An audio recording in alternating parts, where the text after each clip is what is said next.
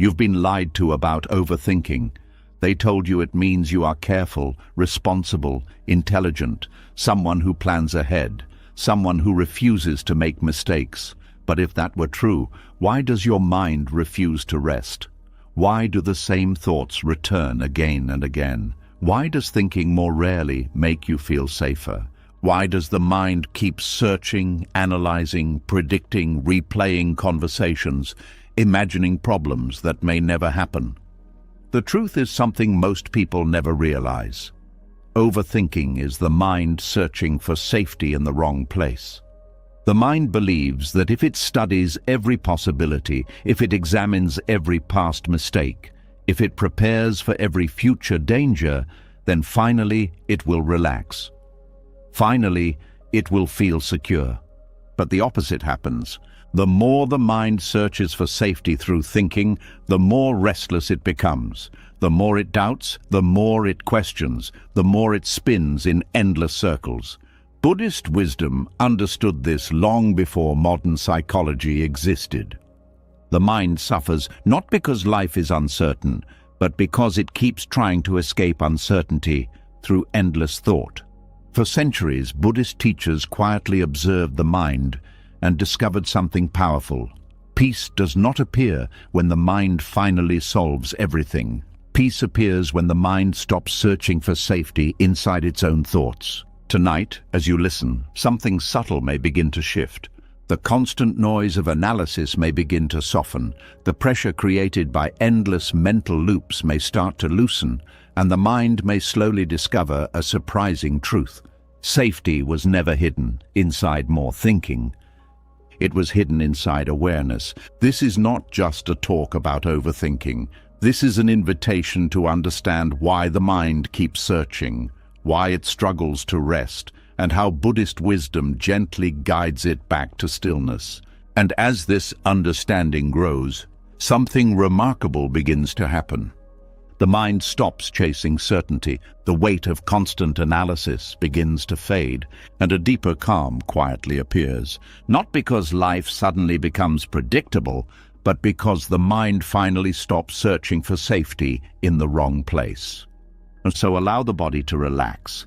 Let the mind become curious, because what you are about to hear may slowly change the way you understand your thoughts, your worries, and the search for peace itself. Now, let's begin. The mind has just begun to see something important. The restless movement of thought, the constant analyzing and predicting, the quiet pressure to prepare for every possible outcome. All of it feels like protection. It feels responsible. It feels wise. Yet beneath that effort, something deeper is happening. The mind is trying to build safety out of thinking itself. And this is where one of the most subtle illusions begins. Before the mind learns how to release overthinking, it must first understand why it clings to it so tightly. Because hidden inside that endless stream of thoughts is a quiet belief that shapes everything.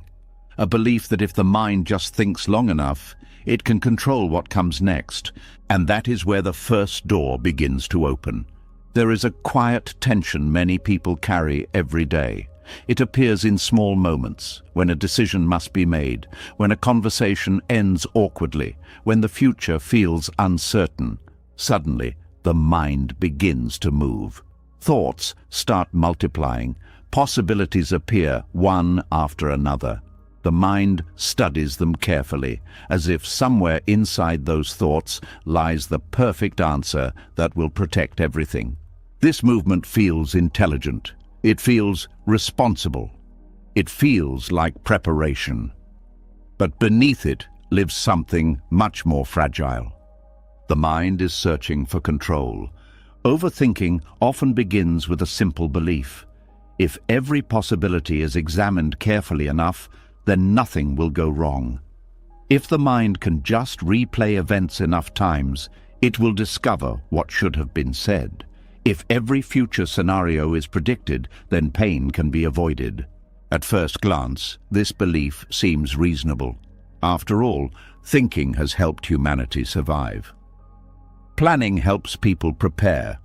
Reflection helps people learn. But overthinking quietly transforms a useful tool into a prison. Instead of helping the mind move forward, it traps attention in circles. Buddhist teachings observed this pattern long ago. The mind does not simply think to understand reality. Often the mind thinks because it is afraid of not controlling reality. This fear is subtle. It rarely announces itself loudly. Instead, it disguises itself as responsibility. It whispers that thinking more will keep things safe. It promises that careful analysis will prevent mistakes. It convinces the mind that peace exists somewhere at the end of one more thought, but peace never arrives, because the future has never been controlled by thought. The mind may analyze every detail of tomorrow, yet tomorrow still unfolds according to countless conditions outside its control. Weather changes, people act in unexpected ways, opportunities appear without warning, plans collapse without explanation, reality continues moving. Meanwhile, the mind sits in its endless attempt to calculate what cannot be calculated. This is where overthinking begins to drain energy. Each thought promises clarity, yet each thought produces another question. The mind examines one scenario, then immediately imagines another. Every possible outcome must be considered, every mistake must be prevented, every uncertainty must be solved, but uncertainty never disappears. So, the mind keeps thinking. This creates a strange experience. The mind feels busy. It feels productive. It feels like it is working hard to protect life from problems. Yet emotionally, it feels exhausted. The body becomes tense. The breath becomes shallow. Sleep becomes difficult. Joy quietly disappears. The mind is working harder than ever, yet peace feels further away. Buddhist wisdom describes this pattern as attachment to control. The mind becomes attached to the idea that safety comes from predicting and managing the future. But this attachment creates suffering because the future has never been fully predictable. One of the deepest teachings of Buddhism is impermanence. Everything changes. Every situation evolves. Every moment passes. Every plan interacts with forces beyond personal control. Life moves like a river, constantly shifting direction. But the thinking mind often refuses to accept this movement. Instead, it attempts to freeze the river. It wants guarantees. It wants certainty. It wants proof that nothing will go wrong. And when those guarantees cannot be found, the mind responds with more thinking. This is where the illusion becomes powerful. Overthinking convinces the mind that more thought equals more control. But what it actually produces is more anxiety. Each attempt to control the future reminds the mind how uncertain the future truly is. So the mind thinks even more. It studies conversations from yesterday. It replays them again and again, searching for the exact sentence that should have been spoken differently. Perhaps if the words had changed slightly, the outcome would have changed too, but the past remains unchanged. The mind imagines conversations that may happen tomorrow. It rehearses responses, predicts reactions, and prepares for every emotional possibility. Perhaps if every answer is prepared in advance, embarrassment can be avoided, but tomorrow has not arrived. The mind plans decisions weeks into the future. It studies every option, every risk, every possible consequence. Perhaps the perfect decision exists somewhere inside this endless analysis, but life rarely presents perfect options. So the mind continues thinking. This constant movement creates a strange paradox. The mind believes it is solving problems, yet it often creates new problems through the act of thinking itself. A simple decision becomes complicated. A small uncertainty becomes a source of anxiety. A passing thought becomes a long emotional struggle. Overthinking does not simply observe reality, it magnifies it. The mind becomes like a magnifying glass held over every detail of life. Small imperfections suddenly appear enormous. Uncertain outcomes begin to feel dangerous. Possibilities multiply until the mind feels overwhelmed by choices. And yet, the mind still believes thinking is the solution. Buddhist teachings invite a very different perspective. Instead of asking how to control the future, Buddhism asks a quieter question. What happens when the mind stops trying to control it? At first, this idea feels uncomfortable. The thinking mind fears letting go of control. It believes that without constant analysis, mistakes will multiply, problems will appear, chaos will take over. But careful observation reveals something surprising. Much of life has always unfolded without the help of constant thinking. The heart beats without instructions. The lungs breathe without calculation. The body moves through thousands of actions each day without analyzing every step. Conversations flow naturally when the mind is relaxed. Life already knows how to move. Overthinking interrupts that natural movement. It inserts itself into moments that would otherwise unfold smoothly. It questions instincts that would otherwise guide decisions. It replaces simple presence with endless internal debate. The mind becomes so focused on controlling life that it forgets how to experience it. Buddhist meditation practices were designed to reveal this pattern. When a person sits quietly and observes the mind, something fascinating becomes clear. Thoughts arise on their own. They appear without invitation. They continue for a moment, then they fade. Another thought appears, then another. None of these thoughts required effort to begin. None required effort to end. They move through awareness like clouds passing through the sky. But when the mind becomes attached to control, it begins chasing those clouds. It tries to shape them. It tries to organize them. It tries to make them permanent. And that chase becomes exhausting. One of the most powerful insights in Buddhist wisdom is the realization that thoughts themselves are not the problem. Thoughts are natural. They appear and disappear constantly.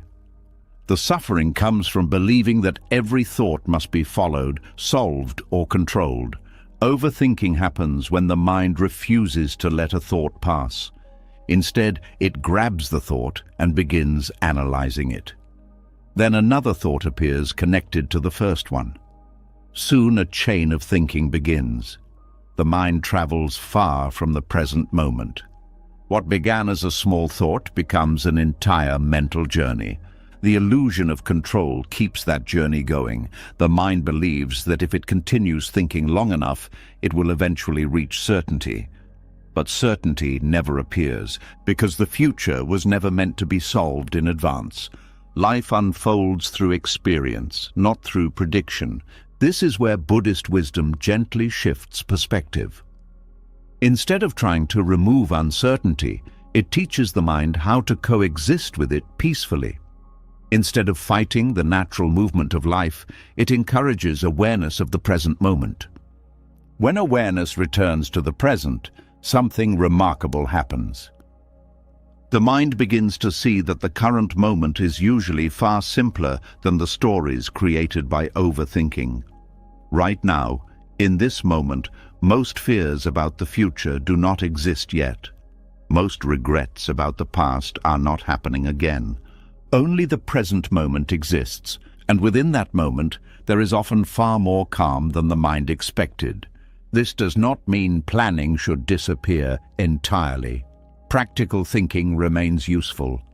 Decisions still need attention. Responsibilities still require preparation. But there is a difference between thoughtful reflection and compulsive overthinking. Reflection is calm. It gathers information and then releases the question. Overthinking is restless. It repeats the same question again and again, hoping the answer will change. Reflection ends when understanding appears. Overthinking continues, even when nothing new is discovered.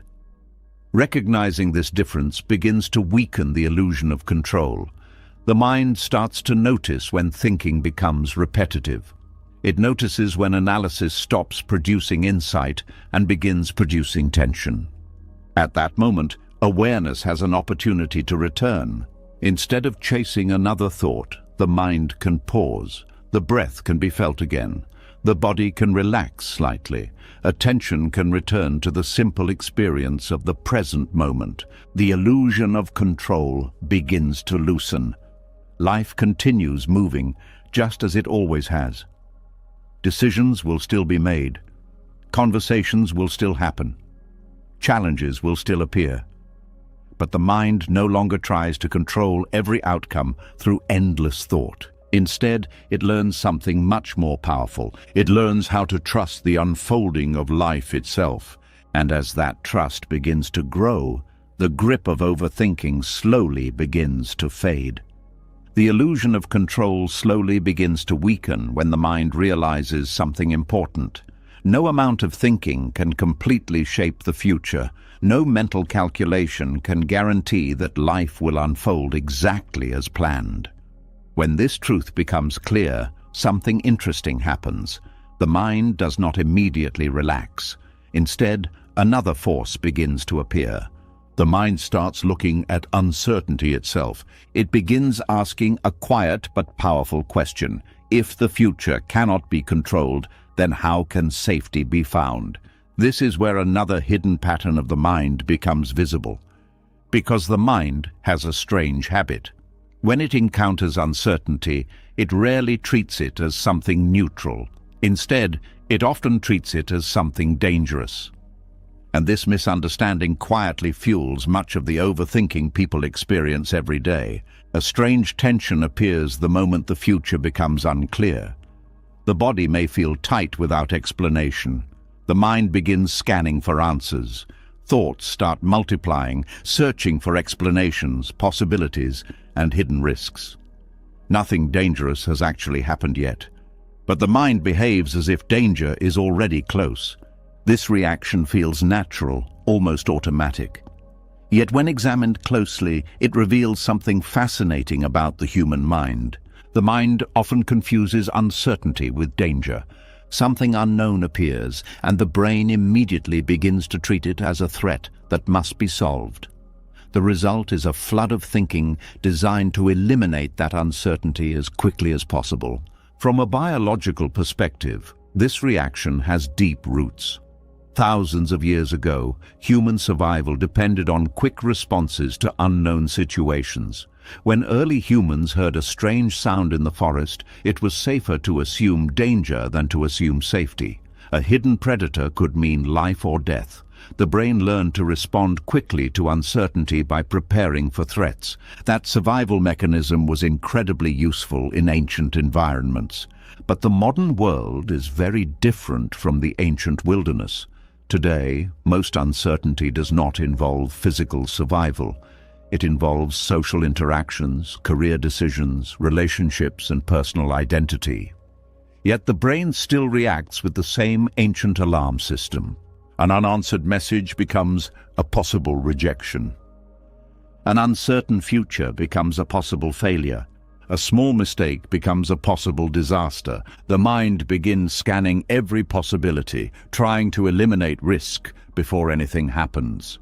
Overthinking is often the mind attempting to calm that internal alarm. When uncertainty appears, the brain believes that thinking harder will remove the danger.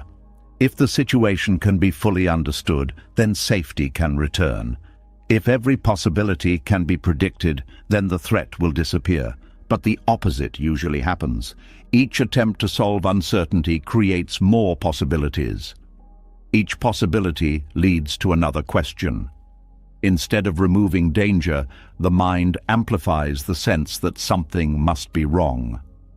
This creates the strange emotional experience many people recognize.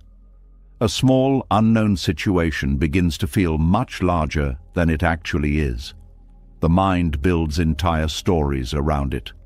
Hours may pass while the brain searches for explanations that may not even exist.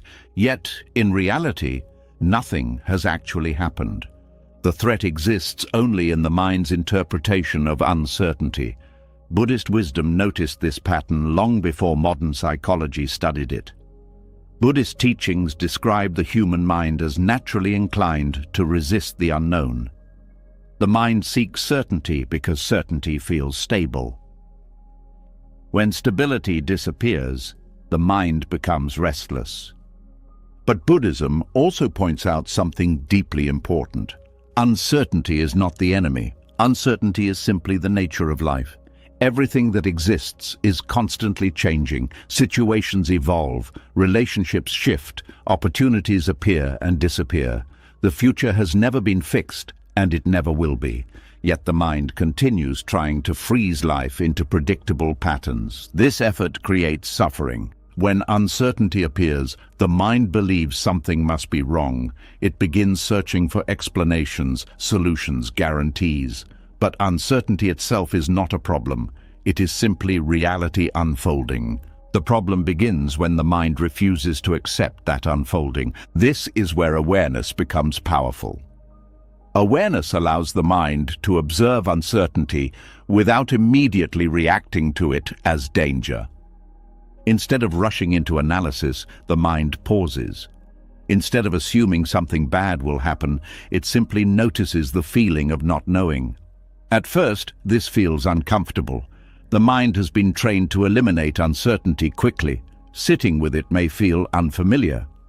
But slowly, something interesting begins to happen. The body starts to relax.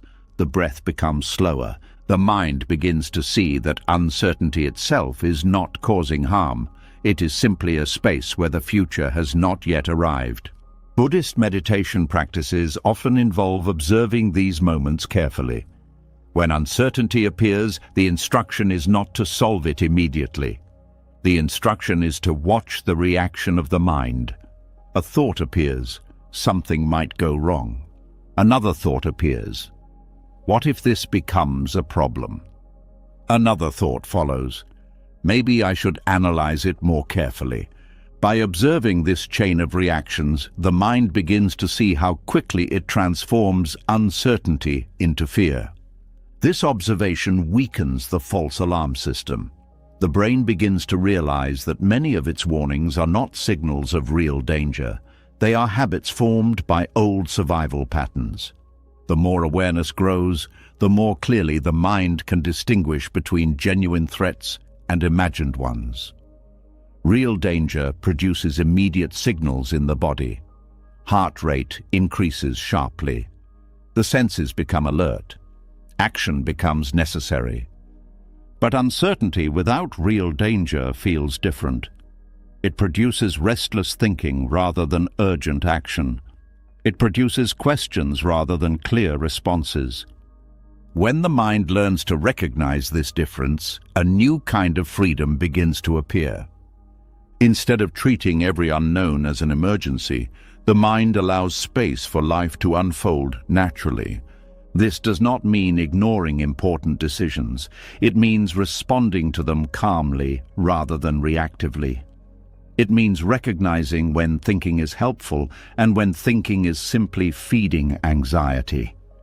One of the most powerful Buddhist insights is that the mind often creates its own suffering through resistance to uncertainty. The mind wants guarantees. It wants promises that the future will behave in certain ways. It wants assurance that pain will not appear. But life does not offer those guarantees. When the mind accepts this truth, something remarkable happens. The need to eliminate uncertainty begins to dissolve. The mind no longer fights the unknown as if it were an enemy. Instead, uncertainty becomes a natural part of experience. Many moments in life become lighter when this understanding develops. Waiting for an answer becomes less stressful. Decisions feel less overwhelming. The future feels less like a battlefield that must be controlled. The mind begins to trust something deeper than prediction. It begins to trust awareness itself. Awareness does not need certainty to remain calm. It simply observes what is happening in each moment. If a challenge appears, awareness responds. If the situation changes, awareness adapts. This flexibility replaces the rigid search for guarantees. Over time, the brain's alarm system begins to quiet. The mind realizes that uncertainty does not automatically mean danger. It becomes more comfortable resting in the present moment rather than chasing imagined futures. This change does not happen instantly. The habit of treating uncertainty as threat has been reinforced for years, sometimes decades. But every moment of awareness weakens that habit slightly. Each time the mind notices uncertainty without reacting with panic, the nervous system learns something new. It learns that the unknown can exist without immediate harm. Gradually, the internal environment becomes calmer. Thoughts still appear, but they no longer dominate attention. Questions still arise, but they no longer create endless loops. The mind becomes more like an open sky where thoughts pass through rather than storms that must be controlled. This transformation changes how life is experienced. Instead of living in constant preparation for possible danger, the mind becomes available to the present moment. Simple experiences become more vivid, conversations feel more genuine, decisions become clearer because they are no longer clouded by excessive fear. Uncertainty remains part of life, but it no longer feels like a threat that must be defeated. It becomes a space where possibility exists.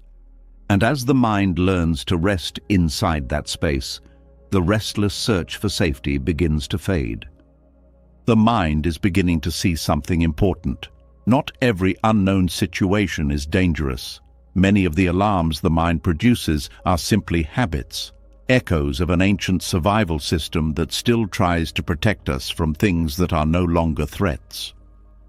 As awareness grows, the mind slowly learns to sit with uncertainty instead of immediately fighting it. The storm of imagined futures begins to quiet down. But when the future stops demanding all of the mind's attention, another direction of thinking often appears. The mind turns backward. Instead of predicting what might happen, it begins revisiting what has already happened. A conversation from yesterday suddenly reappears. A decision made years ago returns with uncomfortable clarity. A moment of embarrassment, regret, or confusion begins replaying again and again. The mind quietly asks a painful question: what if things had been different?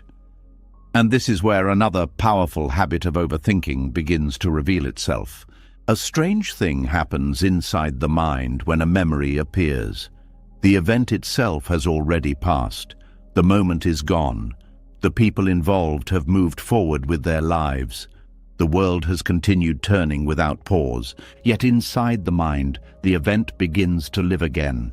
A single memory returns, and suddenly the mind starts reconstructing the entire moment. Words are replayed. Facial expressions are remembered. The environment is reconstructed with surprising detail. The mind studies the memory as if it were a scene frozen in time. At first, this replay seems harmless. It feels like reflection. It feels like learning. After all, remembering the past can help people grow and understand their mistakes. But something subtle happens when reflection becomes repetition. Instead of learning from the past, the mind begins trying to rewrite it. The mind starts imagining different outcomes. It begins inserting new words into old conversations. It constructs alternate versions of events where everything turns out better. Perhaps if those words had been said differently, the conversation would have changed. Perhaps if that decision had been delayed, life would have unfolded in a better direction. Perhaps if that opportunity had been accepted, everything would feel different today. The mind explores these alternate timelines carefully. Each possibility becomes a small mental experiment. The brain analyzes the past like a puzzle, searching for the missing piece that would explain everything. But the missing piece does not exist, because the past cannot be changed. This is where the habit becomes painful. The mind continues returning to the same memory, hoping that one more examination will produce a different conclusion. But every replay leads to the same reality. The moment has already passed. Still, the mind refuses to stop. This pattern is extremely common in overthinking. When the future feels uncertain and the present feels uncomfortable, the mind seeks stability somewhere else. The past becomes that place. The past feels solid because it has already happened. The events are known. The outcomes are clear. The mind believes that by studying the past carefully enough, it can prevent similar pain from happening again. But something deeper is happening beneath that belief. The mind is struggling with regret. Regret is one of the most powerful emotions connected to overthinking. It appears when the mind compares what happened with what could have happened. That comparison creates tension. The mind becomes trapped between two realities. One reality is the actual past. The other is the imagined past. The imagined past is often kinder. In that version, the perfect words are spoken. The correct decision is made. The opportunity is recognized at the right moment. Relationships unfold smoothly. Success appears naturally. But that imagined past is only a story. The real past remains unchanged. Buddhist wisdom offers a very direct observation about this pattern. The mind suffers not because the past exists, but because it resists allowing the past to remain exactly as it is. When the mind refuses to accept what has already happened, it begins fighting with reality itself. This fight produces endless thinking. Every replay of a memory is an attempt to negotiate with the past. The mind asks questions that have no answers. Why did that happen? What if things had gone differently? How could that mistake have been avoided? These questions seem meaningful, but when repeated endlessly, they do not bring peace. Instead, they keep the mind emotionally tied to moments that are already gone. The more energy the mind spends revisiting those memories, the less energy remains for the present moment. Life continues moving forward, but attention remains stuck behind.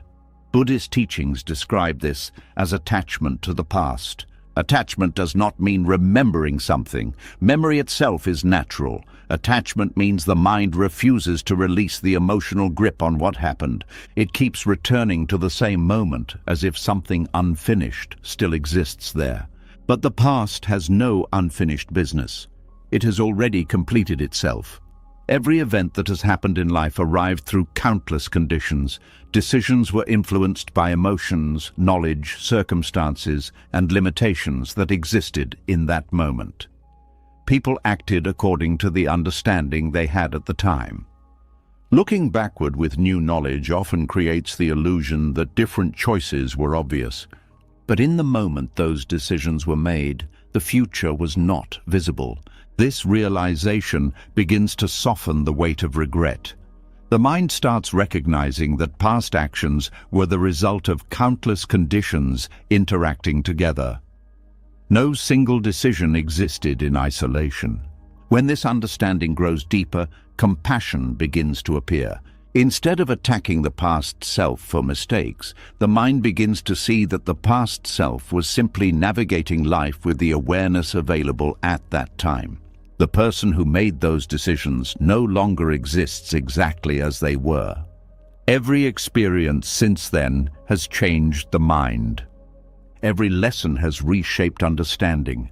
Every challenge has added wisdom. The present version of the mind has knowledge that the past version did not possess. Expecting the past self to behave with present knowledge creates an impossible standard. This realization gently weakens the urge to replay the past. Another insight begins to emerge. The past is not actually being experienced when it is replayed in the mind. Only thoughts about the past are being experienced. Those thoughts may feel vivid, but they are not the original moment. They are simply mental images appearing in awareness.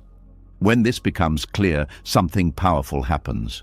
The mind begins separating the memory from reality.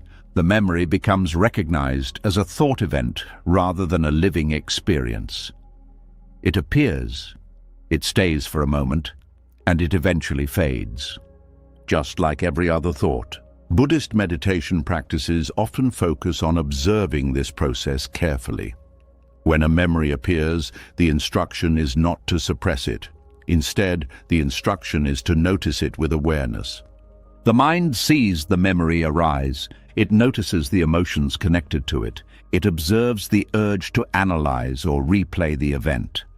And then it simply allows the memory to pass. No argument is required. No correction is necessary. The memory moves through awareness like a cloud passing through the sky. At first, this feels difficult because the mind is accustomed to engaging every thought. But slowly, the space between awareness and thought becomes clearer. The mind realizes that it does not have to follow every memory that appears. It can simply watch. This watching transforms the relationship with the past. Memories still exist, but they no longer dominate attention. Regret still appears occasionally, but it does not create endless loops of thinking. The past becomes a source of understanding rather than a prison of replay. Peace begins to grow in that space. The mind finally stops asking the past to become different.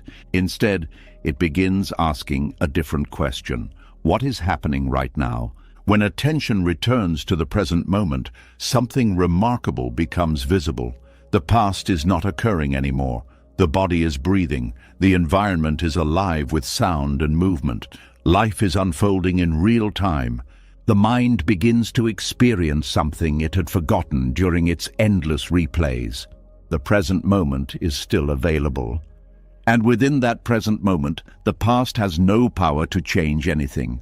Only awareness exists, only the current breath, only the quiet unfolding of life. This realization does not erase memories. It simply removes their ability to dominate the mind. The past becomes part of the story of life rather than the center of attention. And as the mind learns to let the past remain unchanged, a deeper calm begins to appear. Because peace was never hidden inside rewriting yesterday. Peace was waiting in the moment the mind finally stopped trying. The mind has begun to understand something important. The future cannot be fully controlled, and the past cannot be rewritten. When these realizations slowly sink in, some of the pressure that fuels overthinking begins to loosen. The mind no longer needs to predict every outcome, and it no longer needs to replay every old memory, searching for a different ending. Yet overthinking still finds ways to appear. Even when the future is accepted as uncertain and the past is allowed to remain unchanged, the mind continues producing long chains of thought. Something else is quietly driving the process, something more personal than uncertainty and more emotional than regret. It has to do with how the mind sees itself, because hidden beneath many thoughts is a silent question the mind is constantly trying to answer. What kind of person am I? This question may not appear clearly, but it quietly shapes many of the thoughts people experience every day. The mind builds a picture of who it believes it is. This picture becomes the foundation of identity. Identity is the story the mind tells about itself. It includes beliefs like being intelligent, responsible, kind, successful, capable, or strong. These ideas help the mind feel stable. They create the sense that the self is something solid and understandable, but once the mind builds this identity, it begins trying to protect it. This protection often happens through thinking. A moment of criticism from another person may appear small on the surface. Someone makes a comment that questions a decision or points out a mistake. The event itself lasts only a few seconds, but the mind reacts strongly. The comment begins replaying in thought. The mind examines every word. It studies the tone of voice. It analyzes the possible meaning behind the message. Suddenly, a simple conversation becomes an entire mental investigation. Why does this happen? Because the comment touched the mind's image of itself. The ego, which is the part of the mind that organizes identity, quickly tries to restore stability. It begins producing thoughts designed to defend or explain the self-image that feels threatened. Perhaps the other person misunderstood. Perhaps they were wrong. Perhaps the situation was not fully explained. Perhaps the mind needs to prove that the criticism was unfair. Each of these possibilities produces more thinking. This is one of the subtle ways overthinking begins. It is not always about solving problems. Sometimes it is about protecting the story the mind tells about who it is. Buddhist wisdom describes this process clearly. According to Buddhist teachings, the sense of a fixed and permanent self is largely an illusion created by the mind. The mind gathers experiences, memories, beliefs, and roles, then organizes them into a narrative that feels like a solid identity. But this identity is constantly changing. Every experience reshapes it.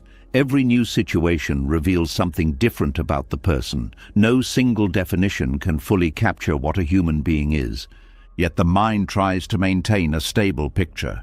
This effort creates tension because reality does not remain fixed. Situations change. People change. Skills grow and sometimes disappear. Success and failure alternate.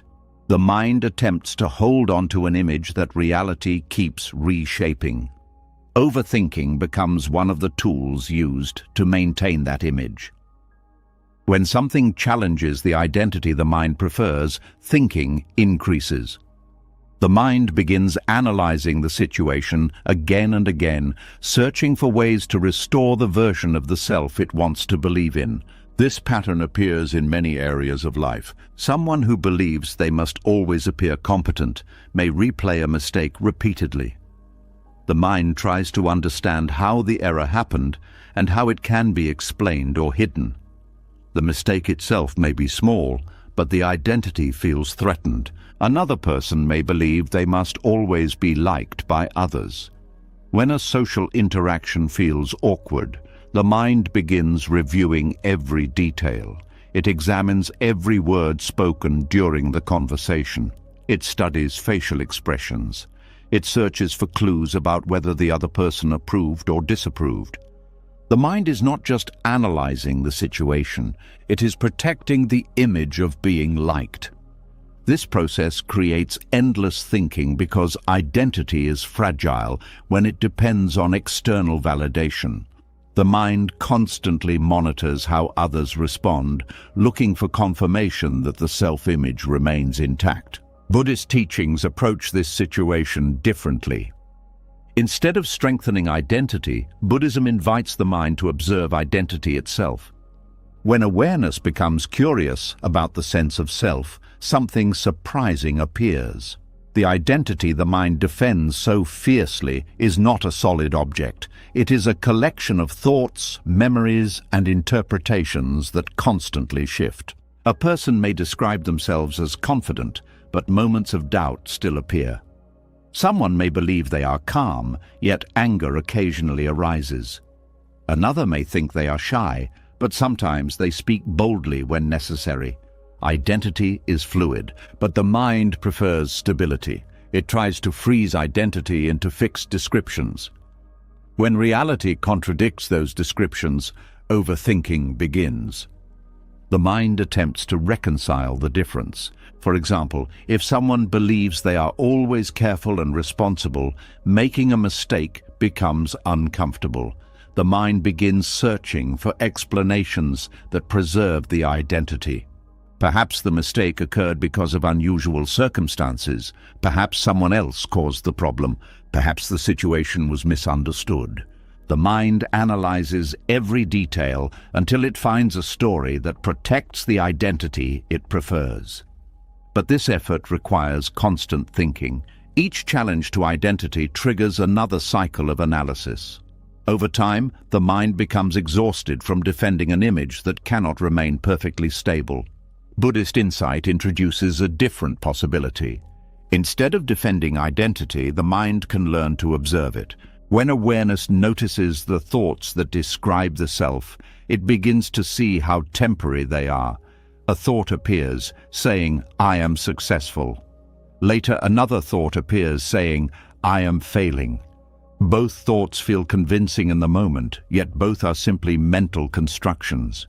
The self that the mind tries to define is always changing. When this becomes clear, The need to protect identity begins to soften. Criticism becomes easier to hear because it no longer threatens a rigid self-image. Mistakes become opportunities for learning rather than evidence of personal failure. Social interactions become less stressful because the mind no longer needs constant approval to confirm its identity. This shift dramatically reduces overthinking. The mind no longer analyzes every situation for signs that the identity is safe or endangered. Thoughts become lighter because they are not carrying the weight of protecting the self. Buddhist teachings often describe this freedom as the realization of non-self. This does not mean a person disappears or loses individuality. Instead, it means recognizing that identity is a flexible process, rather than a fixed structure. The mind becomes less attached to labels. Instead of thinking, "I must always be this kind of person," the mind becomes open to change and growth. Identity becomes something that evolves naturally rather than something that must be defended constantly. This openness reduces mental tension. Situations that once triggered long cycles of analysis begin to pass more easily. The mind no longer needs to prove its worth through endless thinking. It simply experiences what is happening. Another important insight appears as awareness deepens. Many thoughts about identity are not even chosen intentionally. They arise automatically based on past conditioning. Cultural expectations, family influences, and personal experiences all contribute to the stories the mind tells about itself. These stories feel personal, yet they were shaped by countless external factors. Recognizing this helps loosen attachment even further. If identity is partly constructed by influences outside personal control, then defending it with constant thinking becomes unnecessary. The mind begins to see identity as something flexible rather than something that must remain perfect. With this understanding, awareness returns to the present moment more easily. The mind becomes less interested in defending who it believes it is and more interested in experiencing what is actually happening. Thoughts still appear, but they are no longer responsible for protecting the ego. They simply come and go. This transformation reduces one of the hidden sources of overthinking. The mind no longer needs to monitor every situation for threats to identity. Instead, it rests more comfortably in awareness itself. Life becomes simpler when the ego no longer demands constant protection. Mistakes become teachers rather than enemies. Criticism becomes information rather than personal attack. Success becomes an experience rather than proof of identity. And in this quiet space where the mind stops defending the self-image so intensely, overthinking begins to lose its grip, because the mind finally realizes something deeply liberating. It does not need to protect a story about who it is in order to be at peace. The mind has already begun uncovering several hidden forces behind overthinking. First, it tried to control the future, then it tried to correct the past. Then it tried to protect the story it tells about who it is. Each layer revealed another reason why thoughts multiply and refuse to rest. Yet there is still another quiet engine that keeps the mind spinning, even when the future is accepted as uncertain, even when the past is allowed to remain unchanged, and even when identity becomes less rigid, the mind still hesitates before many decisions. It pauses, analyzes, reviews possibilities again and again. Because beneath the surface, a deeper fear often appears, the fear of regret. And this fear quietly feeds one of the most exhausting forms of overthinking. A simple choice appears in life. Sometimes it is small, other times it carries greater importance. It might involve a career move, a relationship decision, a financial risk, or even a personal conversation that feels difficult to start. At first, the mind begins thinking in a practical way. It weighs the options, it studies the advantages and disadvantages, it gathers information. This type of thinking is natural and useful.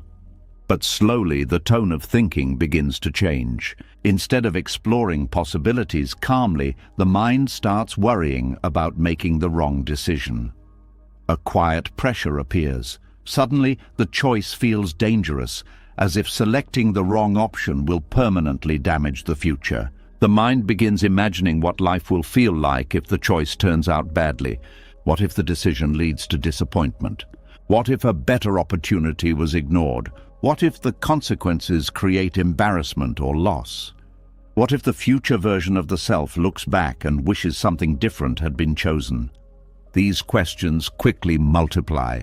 Each question produces another layer of analysis. The mind begins examining the decision again from different angles. It studies details that may not even matter. It compares scenarios repeatedly. Hours or even days can pass while the mind searches for the perfect answer. But the perfect answer rarely appears, because the real problem is not the decision itself. The real problem is the mind's fear of experiencing regret. Regret is one of the emotions people try hardest to avoid. It carries a unique weight because it combines two painful experiences at once. It includes the disappointment of a negative outcome and the belief that the outcome could have been avoided. When regret appears, the mind often begins replaying the moment of choice. It compares the chosen path with the path that was not taken. It imagines how life might have unfolded differently. This comparison creates emotional tension that feels difficult to escape. Because the mind knows how painful regret can feel, it tries to prevent it in advance. Overthinking becomes the strategy. If every possible outcome can be predicted carefully enough, maybe regret can be avoided. If the mind studies every risk and opportunity thoroughly, perhaps the perfect choice will appear. This belief leads to endless analysis. But life rarely provides perfect certainty. Most decisions contain unknown elements. Information is always incomplete. Future circumstances will always involve factors that cannot be predicted. Waiting for perfect clarity often means waiting forever. So the mind becomes trapped between two fears. If it chooses quickly, it might regret the decision later. If it keeps analyzing, it feels stuck and exhausted. This tension creates what many people recognize as decision paralysis. Instead of moving forward, the mind remains suspended between options. Thoughts keep circling the same possibilities. Energy is spent imagining consequences rather than living life. Buddhist wisdom approaches this struggle with a powerful insight. The suffering connected to regret does not come only from the outcome of a decision. Much of the suffering comes from the expectation that decisions must always be perfect. When the mind demands perfection, every choice feels dangerous, because perfection is impossible. Every decision is made with limited information. Every action unfolds inside a world that constantly changes. Even careful planning cannot account for every variable that may appear later. Yet, the mind continues believing that the right amount of thinking will eliminate uncertainty. Buddhist teachings gently challenge this belief. Instead of trying to eliminate imperfection, Buddhism encourages acceptance of it. Imperfection is not a failure of life. It is a natural feature of existence. Every human action contains elements that cannot be fully controlled. Every path contains both benefits and difficulties. The future always includes unexpected events that reshape outcomes. When the mind accepts this reality, something important begins to change. The pressure surrounding decisions begins to soften. Instead of demanding the perfect answer, the mind becomes willing to choose the most reasonable option available in the present moment. The goal shifts from controlling the future to acting with awareness and sincerity. This shift transforms how decisions are experienced. A decision no longer represents a permanent judgment about the self's intelligence or worth. It becomes simply a step in the ongoing movement of life. If the outcome turns out well, the mind feels gratitude. If the outcome becomes difficult, the mind learns and adapts. Either way, life continues. This perspective dissolves much of the fear that fuels overthinking, because regret loses its power when the mind no longer expects perfection. Another important insight appears when awareness examines regret more closely. Regret often assumes that the alternative path would have produced a better outcome. But this assumption cannot be proven. The path not taken exists only in imagination. The mind creates an idealized version of that path because it cannot see the difficulties that might have appeared there. The imagined alternative often looks smoother simply because it was never experienced. Recognizing this helps weaken the emotional intensity of regret.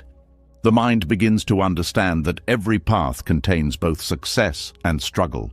The choice that was not taken would also have produced its own challenges.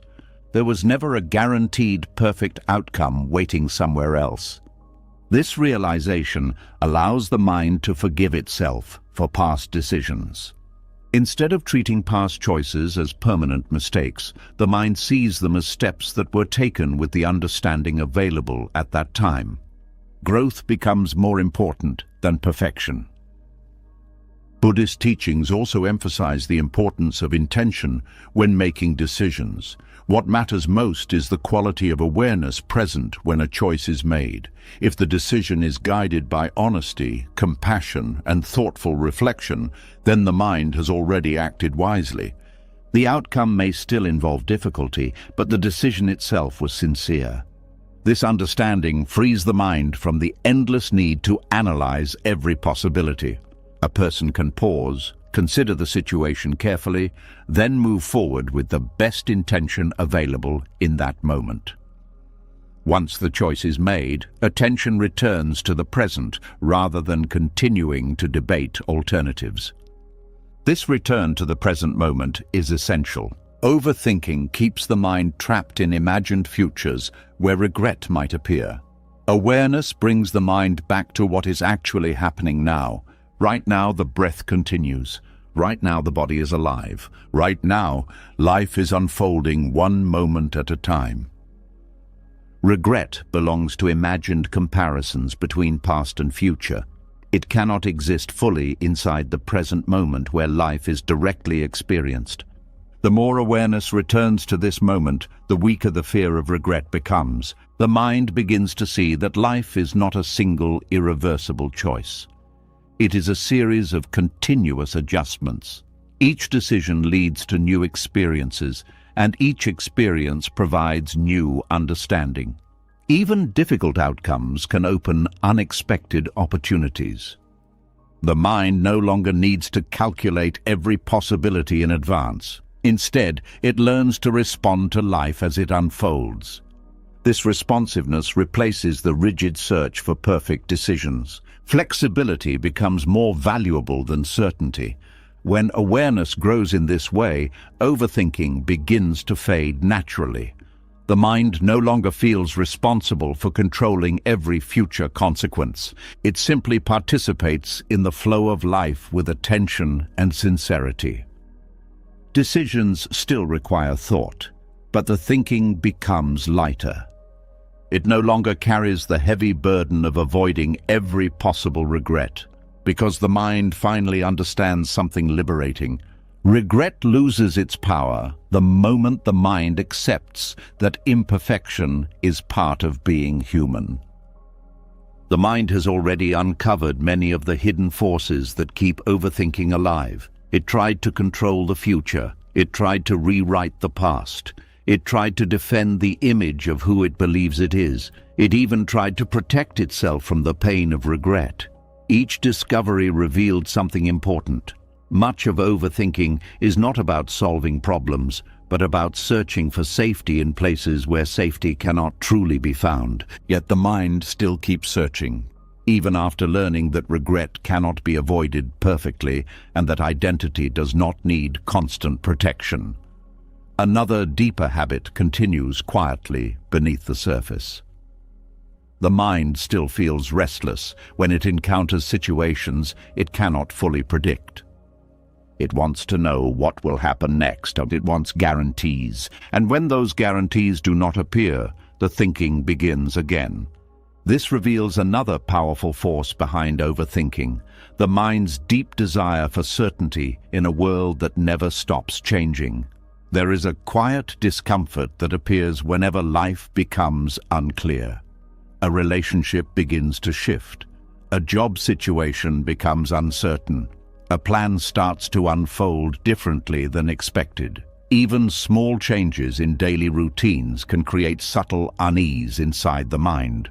The mind immediately begins searching for clarity. Questions appear quickly. What will happen next? Will things turn out well? Is this situation safe? Should something be done to prevent possible problems? These questions feel natural. Human intelligence developed partly because the mind learned to anticipate the future. Planning has helped people prepare for challenges, build societies, and navigate complex environments. But the mind often pushes this useful ability too far. Instead of preparing reasonably for what may happen, it begins demanding certainty from life itself. And life has never promised certainty. The world changes constantly. Every moment brings new conditions that interact in unpredictable ways. Weather patterns shift unexpectedly. People make decisions that cannot be predicted. Opportunities appear without warning. Plans collapse even when they seem perfectly organized. Reality is fluid, yet the mind still wants something solid. This tension between a changing world and a mind seeking stability creates a powerful form of overthinking. When the mind cannot find guarantees, it tries to manufacture them through analysis. It begins studying situations carefully. Perhaps if the situation is understood well enough, certainty will appear. The mind gathers information, compares possibilities, and examines outcomes. It searches for patterns that will reveal how the future will unfold. Sometimes this process can be helpful, but when certainty remains unavailable, the thinking continues endlessly. Each answer leads to another question. Each conclusion opens another possibility. The mind keeps searching for the moment when uncertainty finally disappears, but uncertainty is woven into the structure of life. Buddhist wisdom speaks directly about this reality through the teaching of impermanence. Impermanence means that everything in existence is constantly changing. Nothing remains exactly the same from one moment to the next. The body changes, relationships evolve, emotions appear and disappear, circumstances transform continuously. Even the thoughts inside the mind rise and fade like waves on the surface of water. This teaching is not meant to create fear. Instead, it reveals something fundamental about the nature of reality. Change is not an exception. It is the normal movement of life. Yet the mind often resists this movement. It tries to hold on to stability. When something pleasant appears, the mind wants it to last forever. When something uncomfortable appears, the mind wants it to disappear immediately. This resistance creates tension because reality continues changing regardless of the mind's preferences. Overthinking grows from that tension. The mind begins trying to calculate how to preserve the things it enjoys and avoid the things it fears. It analyzes situations carefully, hoping to control outcomes. But since change cannot be stopped, the thinking continues without reaching a final answer. This creates mental storms. Thoughts move rapidly. The mind jumps between different scenarios, trying to predict how change will unfold. The body may feel restless, the breath becomes shallow, and sleep becomes difficult. The mind is working constantly to build certainty in a world that cannot provide it.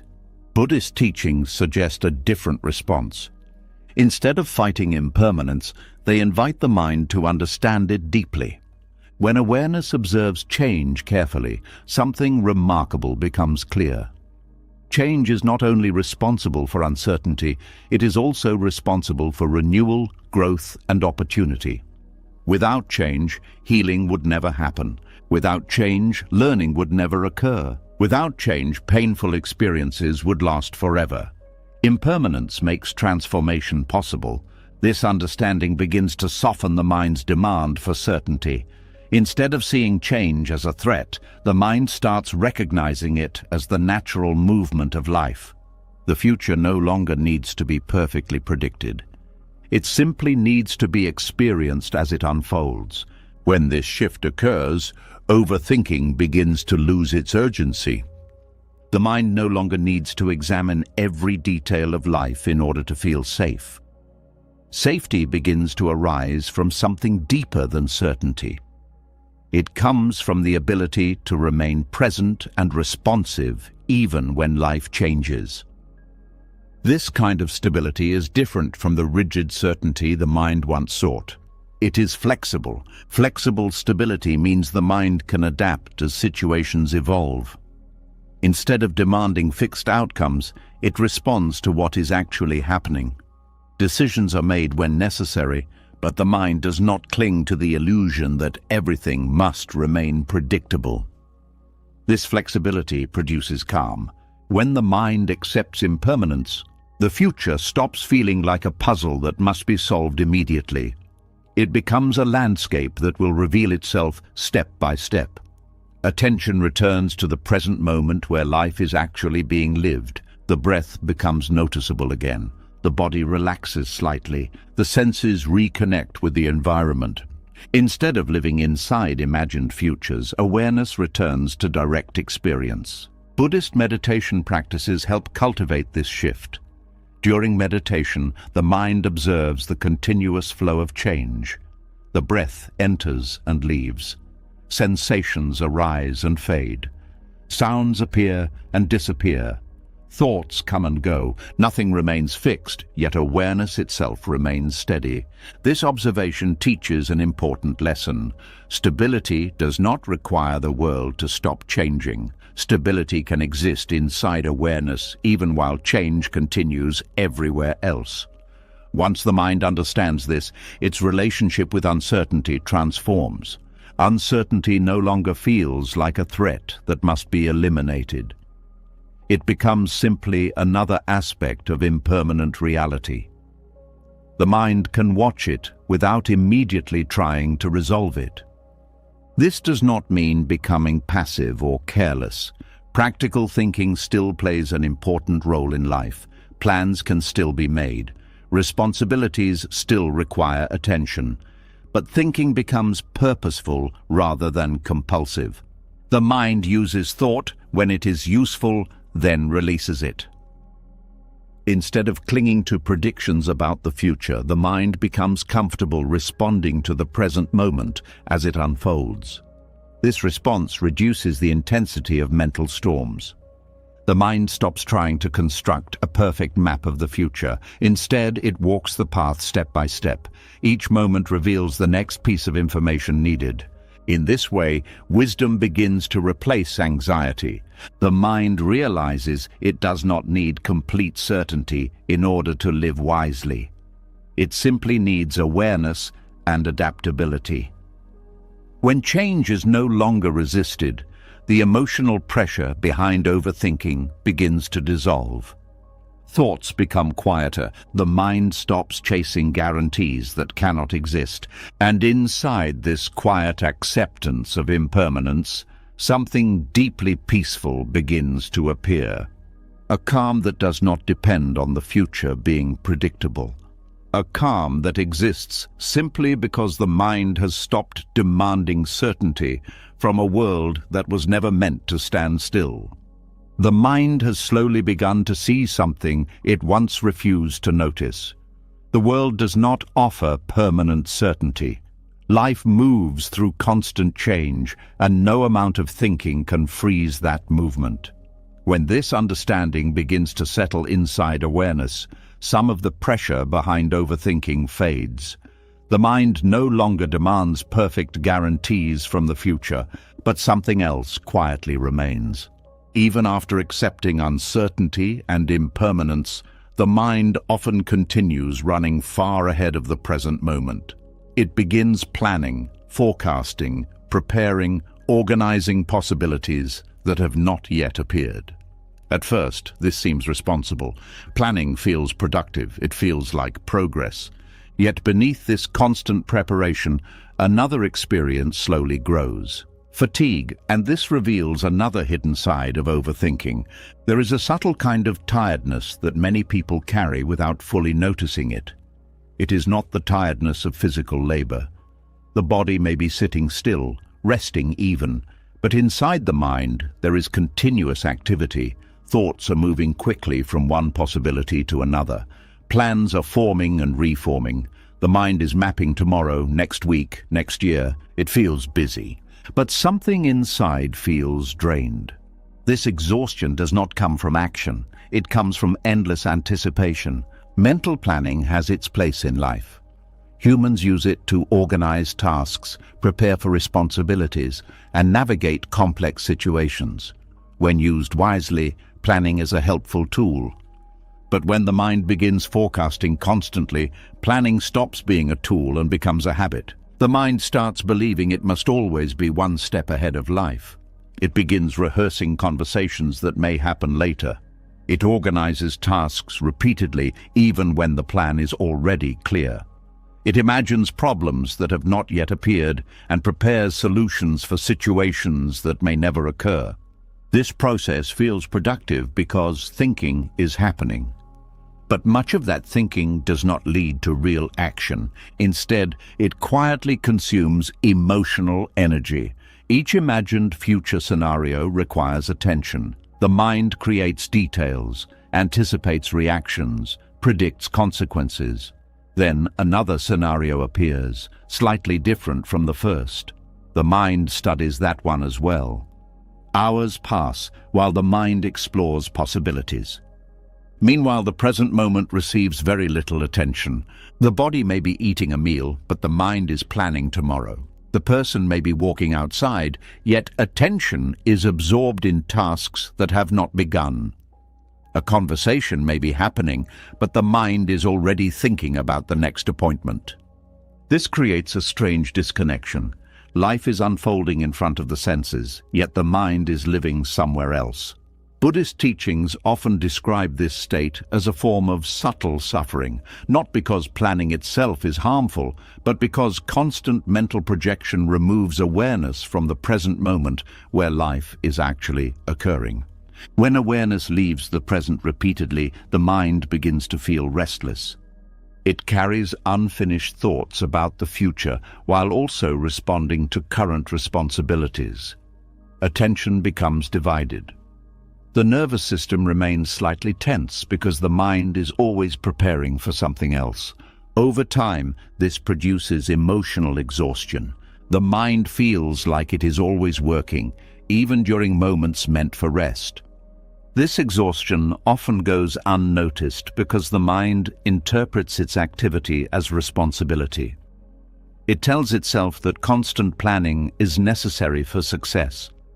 It believes that if it stops forecasting the future, important things might be forgotten. But careful observation reveals something different. Many plans are repeated far more times than necessary. The mind revisits the same schedule again and again. It rehearses conversations that have already been prepared. It imagines potential obstacles long after practical preparation has been completed. The repetition is not about improving the plan, it is about trying to eliminate uncertainty. By mentally revisiting future events repeatedly, the mind hopes to reduce the chance of something going wrong. It believes that thinking through every detail will make the situation safer. But safety rarely increases after the first thoughtful preparation. What increases is mental fatigue. Buddhist wisdom invites the mind to recognize the difference between skillful planning and compulsive forecasting. Skillful planning is simple and direct. A task appears, attention considers what is needed, and a reasonable plan forms. Once the plan exists, the mind releases it until the moment of action arrives. Compulsive forecasting is different. The mind keeps returning to the plan even when no new information is available. It studies the same future moment repeatedly. Each review produces slightly different imagined outcomes. The mind is not improving the plan, It is feeding anxiety. This pattern becomes easier to see when awareness slows down and observes thinking carefully. Thoughts about the future appear frequently, but many of them do not contribute anything new. They simply repeat the same preparation. This repetition creates an illusion of productivity. The mind feels busy, yet little real progress occurs. Instead of conserving energy for action, emotional resources are spent in advance. Buddhist practice gently shifts attention away from this habit. Instead of living inside future projections, awareness returns to what is happening right now. The breath becomes noticeable again. The sensation of the body sitting or standing becomes clear. Sounds, textures, and colors reappear in experience. This return to the present moment often brings an immediate sense of relief. The mind realizes it does not need to solve tomorrow today. Tomorrow will arrive with its own conditions, information, and opportunities for response. Preparation can happen when necessary, but constant rehearsal is unnecessary. This understanding begins to conserve energy. The mind stops carrying the weight of every future possibility at once. Instead, it learns to meet life step by step. Each moment contains enough information to guide the next action. This approach does not eliminate planning. It simply places planning in its proper place. When planning is needed, the mind uses it deliberately. Once the plan is formed, attention returns to the present moment rather than continuing to rehearse the same scenario. This shift produces a noticeable difference in emotional energy. When the mind is no longer forecasting constantly, space appears between thoughts. The nervous system relaxes because it is not preparing for dozens of imagined futures simultaneously. Rest becomes possible again. Many people discover that a large portion of their daily fatigue came not from physical activity, but from mental anticipation. They were carrying the future everywhere they went. Buddhist teachings encourage a different relationship with time. The future is acknowledged, but it is not constantly inhabited. The present moment becomes the primary place where awareness lives. From this place, actions become clearer. Decisions are made when information is available. Tasks are completed with full attention rather than partial awareness divided between now and tomorrow. This approach brings a surprising sense of efficiency. When the mind is fully present, actions often require less effort. Distractions decrease, mistakes become easier to notice and correct because attention is not scattered across imagined scenarios. Mindful presence restores a natural rhythm to life. Work happens when it is time to work. Rest happens when it is time to rest. Planning appears when planning is needed. Thinking quiets when it is no longer useful. This rhythm protects emotional energy. Instead of draining the mind with endless forecasting, awareness moves fluidly between action and stillness. The future continues to exist, but it no longer demands constant rehearsal. And as the mind gradually releases its habit of living ahead of the present moment, a deeper sense of calm begins to grow. Because life becomes lighter when the mind stops carrying tomorrow everywhere it goes. The mind has already uncovered several layers behind its endless activity. It tried to control the future, then it tried to rewrite the past. It tried to protect identity and avoid regret. It searched for certainty in a world that never stops changing. And when that effort became exhausting, it kept forecasting tomorrow again and again, believing preparation would create safety. Slowly, awareness began to notice something surprising. Much of this thinking was not actually solving problems. It was simply noise created by the mind's search for control.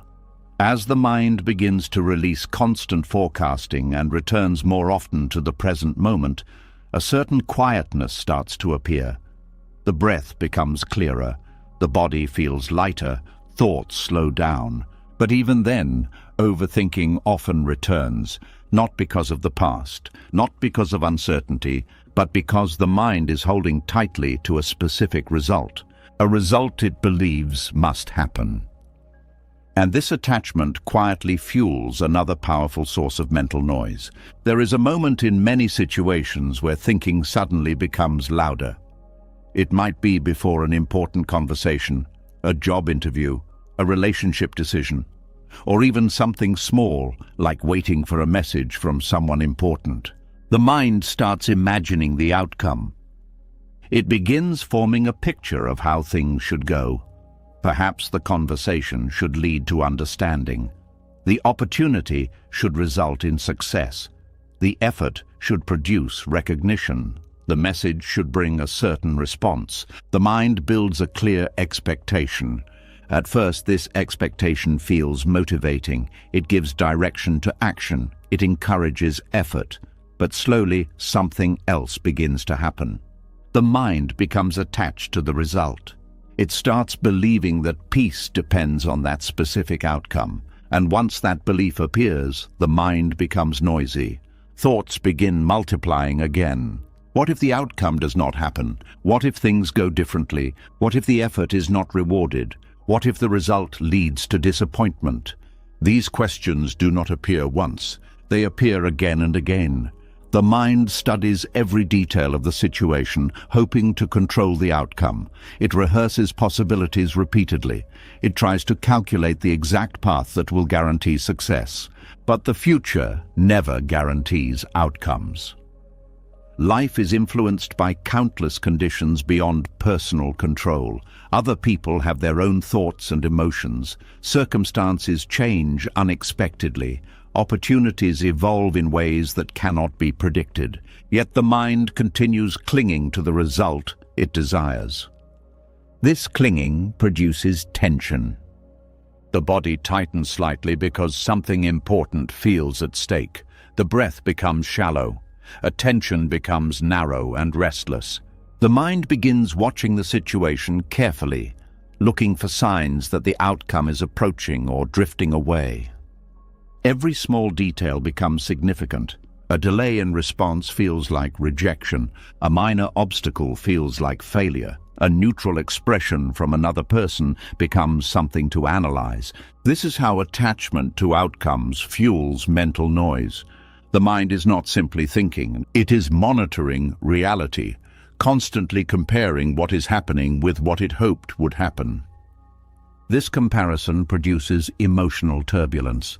If reality moves closer to the desired outcome, the mind feels relief. If reality moves away from it, anxiety appears. Peace becomes dependent on results that have not yet happened.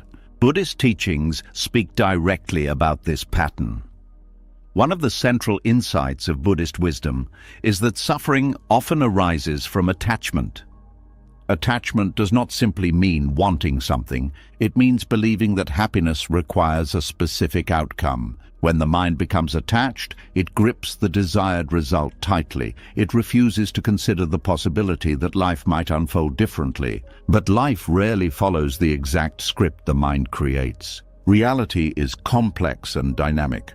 When attachment meets impermanence, mental noise increases. The mind keeps thinking because it is trying to force life into the shape it prefers. This is why overthinking often appears strongest around situations that feel important. The more the mind believes a certain outcome is necessary, the louder the thinking becomes. A student attached to perfect grades may analyze every exam question long after the test is finished. A professional attached to recognition may replay conversations with colleagues repeatedly. Someone attached to a relationship outcome may study every message, every silence, every small change in tone. The mind becomes a constant investigator, but investigation does not guarantee control. Instead, it often produces anxiety. Buddhist wisdom offers a different way to approach action and outcomes. Instead of gripping the result, Buddhism encourages focusing on the intention and effort in the present moment. The mind is invited to act fully, sincerely, and with awareness. But once the action is completed, the result is allowed to unfold naturally. This teaching does not mean abandoning goals or becoming passive. Effort remains important. careful action still matters, but the emotional grip on outcomes is released. The mind learns to separate effort from result. Effort belongs to the present moment. Result belongs to the unfolding of many conditions beyond personal control. When this distinction becomes clear, mental noise begins to quiet. The mind no longer needs to rehearse the future repeatedly. It simply does what can be done now with clarity and attention. After that, life moves on its own. This practice is sometimes described as acting without attachment to the fruits of action. The person still works, still cares, still tries to do things well. But the emotional weight attached to the outcome disappears. Without that weight, thinking becomes lighter. The mind no longer analyzes every detail of what might happen.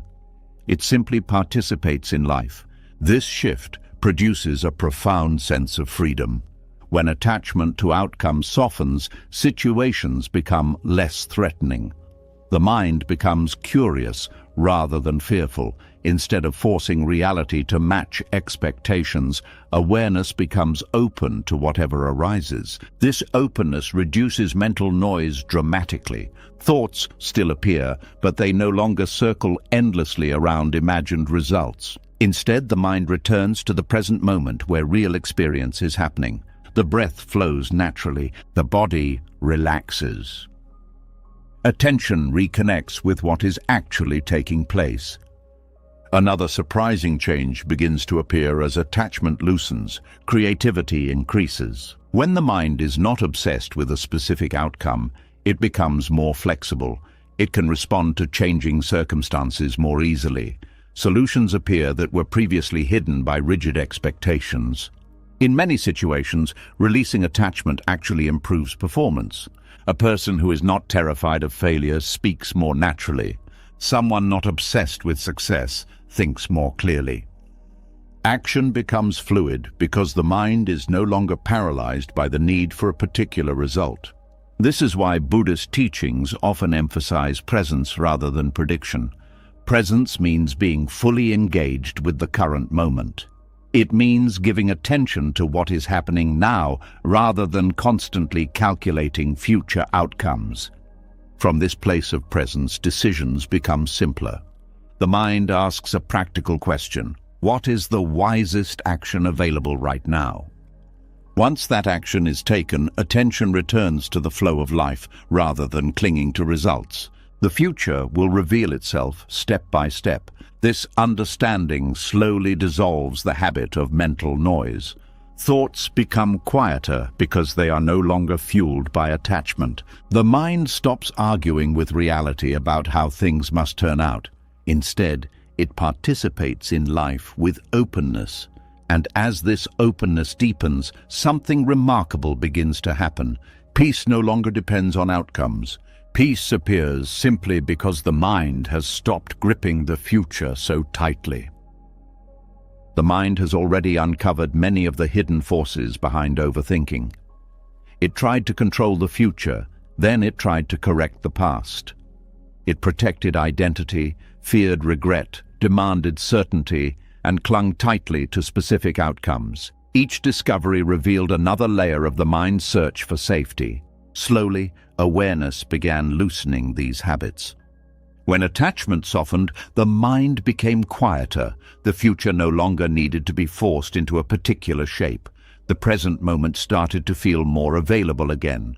But even when there is nothing urgent happening, even when no decision is required and no danger is present, the mind often begins thinking anyway. It starts searching. It begins scanning the environment for something to fix. And this reveals another surprising pattern of overthinking. The mind does not only solve problems, sometimes it creates them. There are moments in life when everything is relatively calm. The day is unfolding normally. Responsibilities are manageable. Nothing urgent demands attention. Yet the mind refuses to rest. Instead, it starts searching for something that might be wrong. It reviews recent conversations. It studies future possibilities. It examines minor details that previously seemed insignificant. At first, the thoughts appear small. Perhaps something said earlier sounded slightly unusual. Perhaps someone's tone during a conversation seemed different. Perhaps a plan scheduled for next week might contain a risk that has not been fully considered.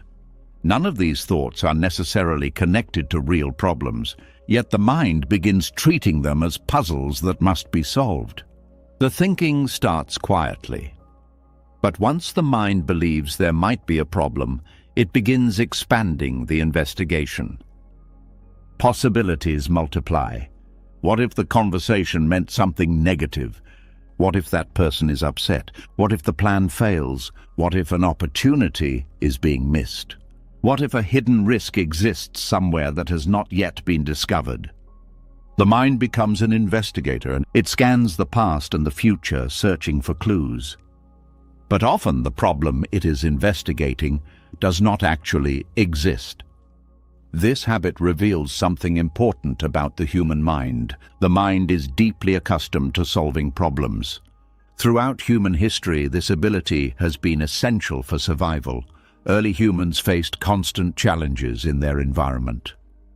Finding food, avoiding predators, building shelter, and navigating unfamiliar terrain required problem-solving skills. The brain developed powerful systems to detect potential threats quickly. When a problem appeared, attention focused intensely. This ability helped human beings survive. But the modern world is different. Many people no longer face immediate physical threats on a daily basis. Yet the mind still carries the same problem detection system. And when real problems are not present, the mind sometimes invents them. It searches for uncertainty, then treats that uncertainty as a problem that must be analyzed. Overthinking grows from this habit. The mind becomes uncomfortable with calmness. Silence feels unfamiliar. Moments of stillness feel strange because the brain is used to being busy, so it creates something to solve. This process often happens so quickly that people do not notice it beginning. A single thought appears, suggesting that something might be wrong. The mind immediately begins examining the thought. Another possibility appears, then another. Soon, the mind is deeply engaged in a mental investigation. Hours may pass while the brain studies a situation that never required attention in the first place. This pattern explains why overthinking often occurs during quiet moments, late at night, during a shower, while lying in bed, while sitting alone without distractions. When external activity slows down, the mind becomes aware of its own restlessness. And instead of simply resting, it creates a new problem to solve. Buddhist teachings observed this tendency long ago. Buddhist wisdom describes the thinking mind as constantly moving, constantly searching, constantly reacting. The mind prefers activity because activity creates the feeling of control. If the mind is analyzing something, it feels productive. If the mind is solving something, it feels useful. But when there is nothing to solve, the mind becomes uneasy. Stillness reveals the absence of control, and the ego often resists that feeling. So the mind manufactures a puzzle. It begins questioning situations that are neutral. It examines relationships that are functioning normally. It studies decisions that were already made and resolved. This mental habit produces endless loops of thinking because imaginary problems rarely have clear solutions. The mind searches for answers but cannot find them because the questions themselves are based on assumptions rather than real events. Buddhist awareness introduces a powerful shift in how this habit is understood. Instead of immediately believing every thought that appears, awareness begins observing the thinking process itself. A thought arises suggesting that something might be wrong. Instead of analyzing the situation immediately, awareness pauses. It asks a simple question: is there actually a problem right now? Often the answer is no. Nothing urgent is happening. No immediate danger exists. The thought is simply an idea appearing in the mind. When awareness recognizes this, the mental investigation begins to lose its urgency. The thought can be observed rather than followed. This observation creates space. The mind begins to see that thoughts are events, not commands. They appear, linger briefly, and then fade if they are not constantly fed with attention. Imaginary problems lose their power when the mind stops treating them as emergencies. This does not mean ignoring real difficulties. When genuine challenges appear, thoughtful action remains important. But Buddhist awareness teaches the difference between real problems and mental projections. A real problem exists in the present moment and requires action. An imagined problem exists only inside thought and disappears when attention stops feeding it. Learning to recognize this difference reduces a huge amount of unnecessary thinking. The mind becomes less reactive. Instead of chasing every possibility, it becomes selective about which thoughts deserve attention. This shift restores mental energy. The brain is no longer solving hundreds of imaginary puzzles each day. Attention returns to what is actually happening in the present moment. Another interesting change begins to appear. Moments of calm become easier to tolerate. At first, stillness may feel unfamiliar. The mind may search for something to analyze, but when awareness recognizes this habit, the urge to create problems slowly weakens. Silence becomes comfortable. The mind learns that it does not always need something to fix. Life can simply be experienced. This realization creates a surprising sense of freedom. Without imaginary problems filling the mind, attention becomes clearer, conversations become more present, simple activities become more vivid, the senses reconnect with the world. Instead of living inside endless analysis, the mind participates directly in experience. Buddhist meditation practices help strengthen this awareness. During meditation, thoughts appear continuously. Some thoughts suggest problems that must be solved. Others replay memories or imagine future scenarios. The instruction is simple. Observe the thought, notice its appearance, then allow it to pass. This practice gradually trains the mind to recognize that not every thought requires engagement. Over time, the brain becomes less addicted to constant problem solving. The mind learns that peace does not require solving everything. Sometimes peace appears when the mind simply stops searching for problems that were never there. The mind has slowly begun uncovering many of its hidden habits. It tried to control the future. It replayed the past. It protected identity, feared regret, searched for certainty, clung to outcomes, and even created problems where none truly existed. With each discovery, awareness has gently exposed another layer of overthinking, and something important started to become clear.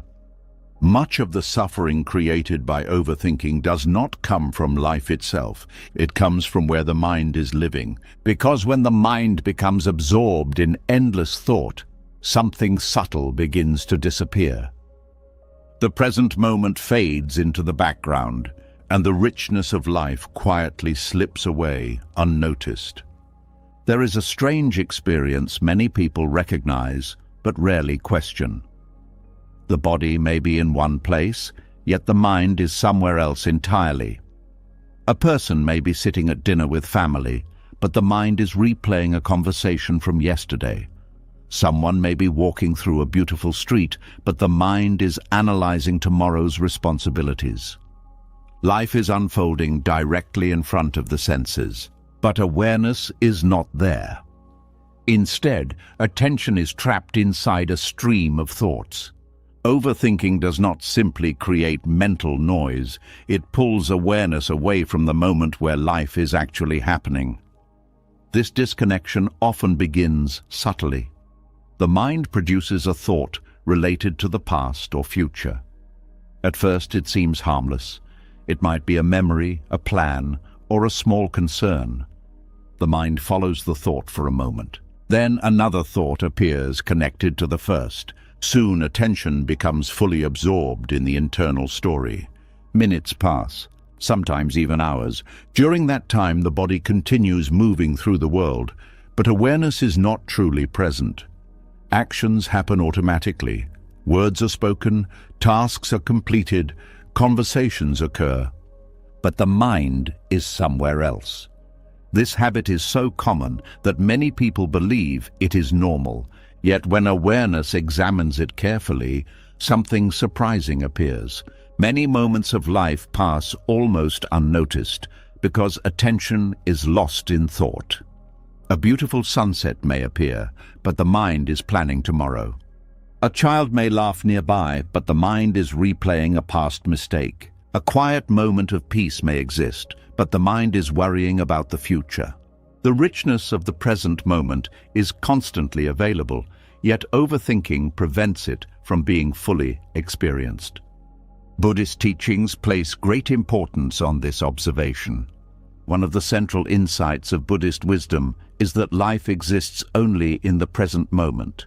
The past exists as memory. The future exists as imagination, but the only place where experience truly happens is now. Despite this simple truth, the mind spends very little time here. Instead, it travels continuously between past and future. This movement creates the illusion that life is somewhere else. People often feel that happiness will arrive later when certain conditions are met. They believe peace will appear after problems are solved, goals are reached, or circumstances improve. But this belief keeps attention focused on the future. Meanwhile, the present moment is overlooked. Overthinking strengthens this pattern. The mind constantly calculates what might happen next. It analyzes how to improve situations that have not yet occurred. It constructs stories about possible outcomes. Each story pulls attention away from direct experience. Gradually, the mind becomes disconnected from the simple reality unfolding around it. This disconnection has emotional consequences. When awareness leaves the present moment, it also leaves the place where calm naturally exists. The present moment often contains far less stress than the imagined futures created by overthinking. Right now, the body may simply be breathing. Right now, the environment may be quiet. Right now, nothing urgent may be happening, yet the mind is reacting to imagined scenarios that exist only inside thought. This creates tension. The nervous system responds to those imagined situations as if they were real. The body tightens. The breath becomes shallow. Anxiety appears even though the current moment may be peaceful. Buddhist mindfulness practices were developed to restore balance between thinking and living. Mindfulness does not attempt to eliminate thinking completely. Thinking is a natural function of the mind. It allows humans to solve problems, learn from experience, and communicate ideas. But mindfulness changes the relationship with thought. Instead of allowing thoughts to dominate attention, awareness learns to observe them. A thought appears. Instead of immediately following it, awareness notices it. The mind recognizes that a thought has arisen. Then it gently returns attention to the present moment. Perhaps to the breath, perhaps to the sensations of the body, perhaps to sounds in the environment. This simple shift begins to restore connection with direct experience. The present moment becomes vivid again. The movement of breathing becomes noticeable. The feeling of the ground beneath the feet becomes clear. The colors and sounds of the surrounding environment appear sharper. Life becomes more immediate.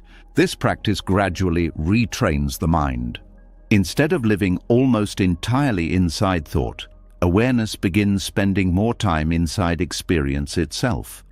Thinking still occurs, but it no longer monopolizes attention. Thought becomes a tool rather than a prison. The mind uses it when necessary, then releases it. This balance creates a different quality of living. Activities that once felt rushed begin to slow down. Eating becomes an experience rather than something done while thinking about other tasks. Walking becomes an opportunity to feel movement and observe surroundings.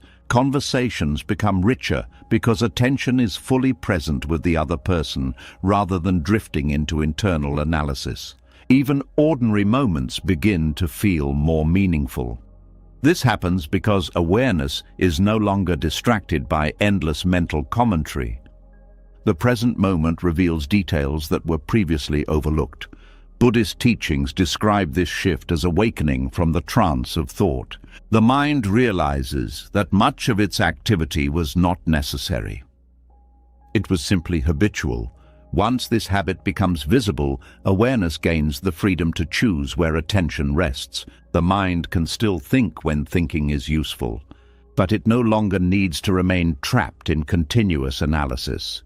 This restoration of balance brings surprising benefits. Stress decreases because the mind is no longer reacting constantly to imagined situations. Emotional clarity improves because attention is grounded in what is actually happening rather than hypothetical futures. Creativity increases because the mind is not overwhelmed by repetitive thoughts. Relationships deepen because presence replaces distraction. Most importantly, life begins to feel more alive. The present moment is not empty. It is full of sensory detail, subtle emotions, and quiet beauty. But these qualities are only visible when awareness is actually here. Overthinking hides them. Mindfulness reveals them. Each moment of awareness weakens the habit of mental drifting. Each return to the breath strengthens the connection with the present. Gradually, the mind becomes more comfortable, resting in experience rather than escaping into thought. The constant pressure to analyze every situation begins to fade. Life feels less like a problem that must be solved and more like a process that can be lived. This transformation does not require dramatic changes. It begins with small moments of attention. A single breath noticed, a single sound heard clearly, a single step felt fully. Each moment of presence reconnects awareness with life itself. And as this connection deepens, overthinking begins to lose its hold, because the mind finally discovers something it had forgotten. Peace was never hidden inside endless thought. Peace was always waiting in the present moment where life is actually happening. The mind has begun to see something it once ignored. When awareness drifts into endless thought, life itself slowly disappears from view. The present moment becomes distant, while imagined futures and remembered pasts dominate attention. By returning to the present through mindfulness, awareness reconnects with what is real rather than what is imagined. But another belief still remains hidden inside the thinking mind. Even when people recognize that overthinking disconnects them from the present moment, they often hold on to one powerful assumption. They believe that more thinking must lead to better decisions. This belief feels logical. If thinking helps solve problems, then thinking longer should solve them even better. If reflection helps produce insight, then deeper analysis should create clearer answers. The mind assumes that clarity is waiting somewhere at the end of one more round of thinking. Yet experience often reveals something very different. Some of the clearest decisions in life appear not when thinking intensifies, but when thinking finally becomes quiet. There is a moment many people have experienced without fully understanding it. A difficult decision occupies the mind for hours or even days. The mind studies the situation repeatedly. It weighs options carefully, compares outcomes, and tries to calculate the best possible path. But the more the mind analyzes the situation, the more complicated it begins to feel. Each option contains new uncertainties. Each conclusion leads to another question. Instead of becoming clearer, the decision becomes heavier. Eventually, the mind becomes tired. Thinking slows down. Attention drifts away from the problem. Perhaps a person goes for a walk, takes a shower, or simply stops trying to solve the issue for a while. Then something unexpected happens. The answer appears, not through intense analysis, but through a quiet moment when thinking has stopped pushing so hard. This experience surprises many people. They assume the mind must always work harder to reach clarity. Yet clarity often arrives when the mind stops forcing the process. Buddhist wisdom speaks directly about this pattern. The thinking mind is powerful, but it is not the only source of intelligence within human experience. Beneath the surface of conscious thought exists a deeper form of awareness that observes life continuously. When thinking becomes excessive, that deeper awareness becomes hidden. The mind becomes like a lake whose surface is constantly disturbed by waves. When the water is moving rapidly, the lake cannot reflect the sky clearly, but when the surface becomes calm, reflection appears naturally. Overthinking is like those waves. The constant movement of thoughts prevents clarity from emerging. The mind keeps stirring the water, believing that more movement will reveal the answer. But the opposite is true. Clarity often appears when the water becomes still. This does not mean thinking has no value. Thinking plays an important role in gathering information and examining possibilities. But when thinking becomes repetitive and anxious, it stops producing new insight. Instead of exploring new perspectives, the mind begins circling the same ideas. This repetition creates the illusion of progress. But nothing new is actually discovered. The mind simply becomes more tired. Buddhist meditation practices help reveal this pattern very clearly. During meditation, the mind often produces many thoughts in quick succession. Some thoughts analyze situations. Others imagine solutions. Still others revisit the same questions repeatedly. At first, these thoughts feel important, but when awareness observes them patiently, something interesting becomes visible. Many thoughts contain the same information. They repeat the same concerns using slightly different words. They revisit the same scenario again and again. The mind is not discovering new insight. It is reinforcing its own anxiety. This observation weakens the belief that thinking more automatically leads to better decisions. Instead, awareness begins recognizing when thinking has reached its useful limit. Beyond that point, additional thinking often adds confusion rather than clarity. This realization creates space for a different approach. Instead of pushing the mind harder, attention gently relaxes. The mind pauses. Breathing becomes noticeable again. Awareness settles into the present moment. When this pause happens, something remarkable becomes possible. Without the noise of constant analysis, deeper understanding begins to surface. The mind connects information in ways that were previously hidden by mental tension. Subtle intuitions appear. A direction becomes clearer. This process does not feel like solving a puzzle. It feels more like recognizing something that was already there. Buddhist teachings describe this clarity as wisdom arising from stillness. When the mind becomes quiet, awareness can perceive situations directly rather than through layers of anxious thought. This clarity is different from intellectual analysis. It is simpler. It often arrives with a sense of calm rather than urgency. Instead of feeling forced, it feels natural. Many creative insights throughout history have appeared in this way. Writers often discover ideas while walking rather than while staring intensely at a blank page. Scientists sometimes experience breakthroughs during moments of relaxation after long periods of study. Artists frequently find inspiration when they stop trying to control every detail. In each case, the mind benefits from periods of quiet. The thinking process prepares the ground by gathering information, but clarity appears when the pressure of constant analysis is released. Buddhist wisdom encourages this balance between thoughtful reflection and mindful stillness.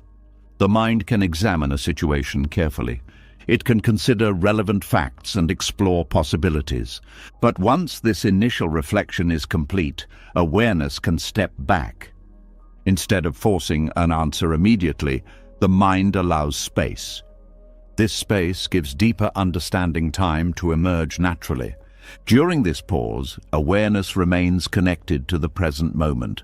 The breath continues, the body relaxes, the senses reconnect with the environment. Life unfolds without the pressure of constant problem-solving. From this place of calm attention, insight often appears on its own. The mind recognizes patterns that were previously hidden by noise. It sees relationships between ideas more clearly. Decisions feel simpler because unnecessary complications have faded away. This approach also reduces emotional tension. Overthinking often creates anxiety because the mind feels responsible for finding the perfect answer immediately. But when awareness allows space for clarity to emerge naturally, that pressure disappears. The mind becomes patient. It trusts that understanding will arrive when conditions are right. This patience transforms the experience of decision-making. Instead of feeling trapped inside endless analysis, the mind moves between thoughtful reflection and restful awareness. Both phases are important. Reflection gathers information. Stillness allows insight. Together they create balanced intelligence. The mind no longer believes that thinking harder will always produce better results. Instead, it learns to recognize when thinking has done enough. At that moment, the wisest action is often to pause, to breathe, to allow the surface of the mind to become calm. Because clarity rarely appears through force. It appears when the mind finally becomes quiet enough to see clearly. The mind has begun to recognize something surprising. Clarity does not always arrive through harder thinking. Sometimes it appears only after the mind releases its grip on analysis. When thought slows down, awareness becomes steady, and insight quietly surfaces on its own. The mind learns that stillness can reveal what endless mental effort cannot. Yet even after discovering that constant thinking does not guarantee clarity, the mind often continues another habit that fuels overthinking. It begins imagining countless scenarios. The mind runs simulations of the future, one after another, as if rehearsing every possible version of what might happen. Each scenario carries its own emotions, its own consequences, its own possible dangers. And beneath this endless rehearsal lies a single, quiet intention. The mind is searching for safety. There is a natural instinct inside every human being that wants protection from harm. The brain evolved to anticipate threats long before they appeared. This ability helped our ancestors survive unpredictable environments where danger could emerge suddenly. But in the modern world, this protective instinct often takes a different form.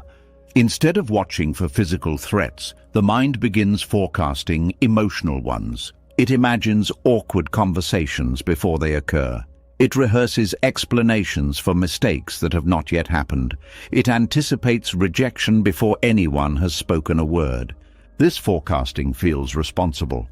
The mind believes that if it prepares for every possible outcome, it can protect itself from pain. So it begins constructing scenarios. The mind plays one possibility like a scene in a movie. It studies the details carefully. If that scenario looks uncomfortable, the mind tries another version. What if the conversation goes badly? What if the opportunity disappears? What if the plan fails? What if the outcome leads to embarrassment or loss? Each possibility produces another wave of thinking. The mind keeps building scenarios, as if somewhere among them lies the key to avoiding harm. But the more scenarios the mind creates, the less calm it feels. Because each imagined future contains uncertainty. And uncertainty produces more thinking. The mind starts examining every possible reaction, every possible decision, every possible misunderstanding that might occur. Instead of feeling safer, it becomes trapped inside an endless rehearsal. Hours pass while the mind explores situations that may never happen. Meanwhile, the present moment receives little attention.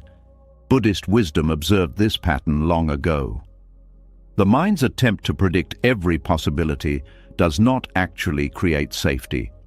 It creates tension because the future cannot be fully predicted.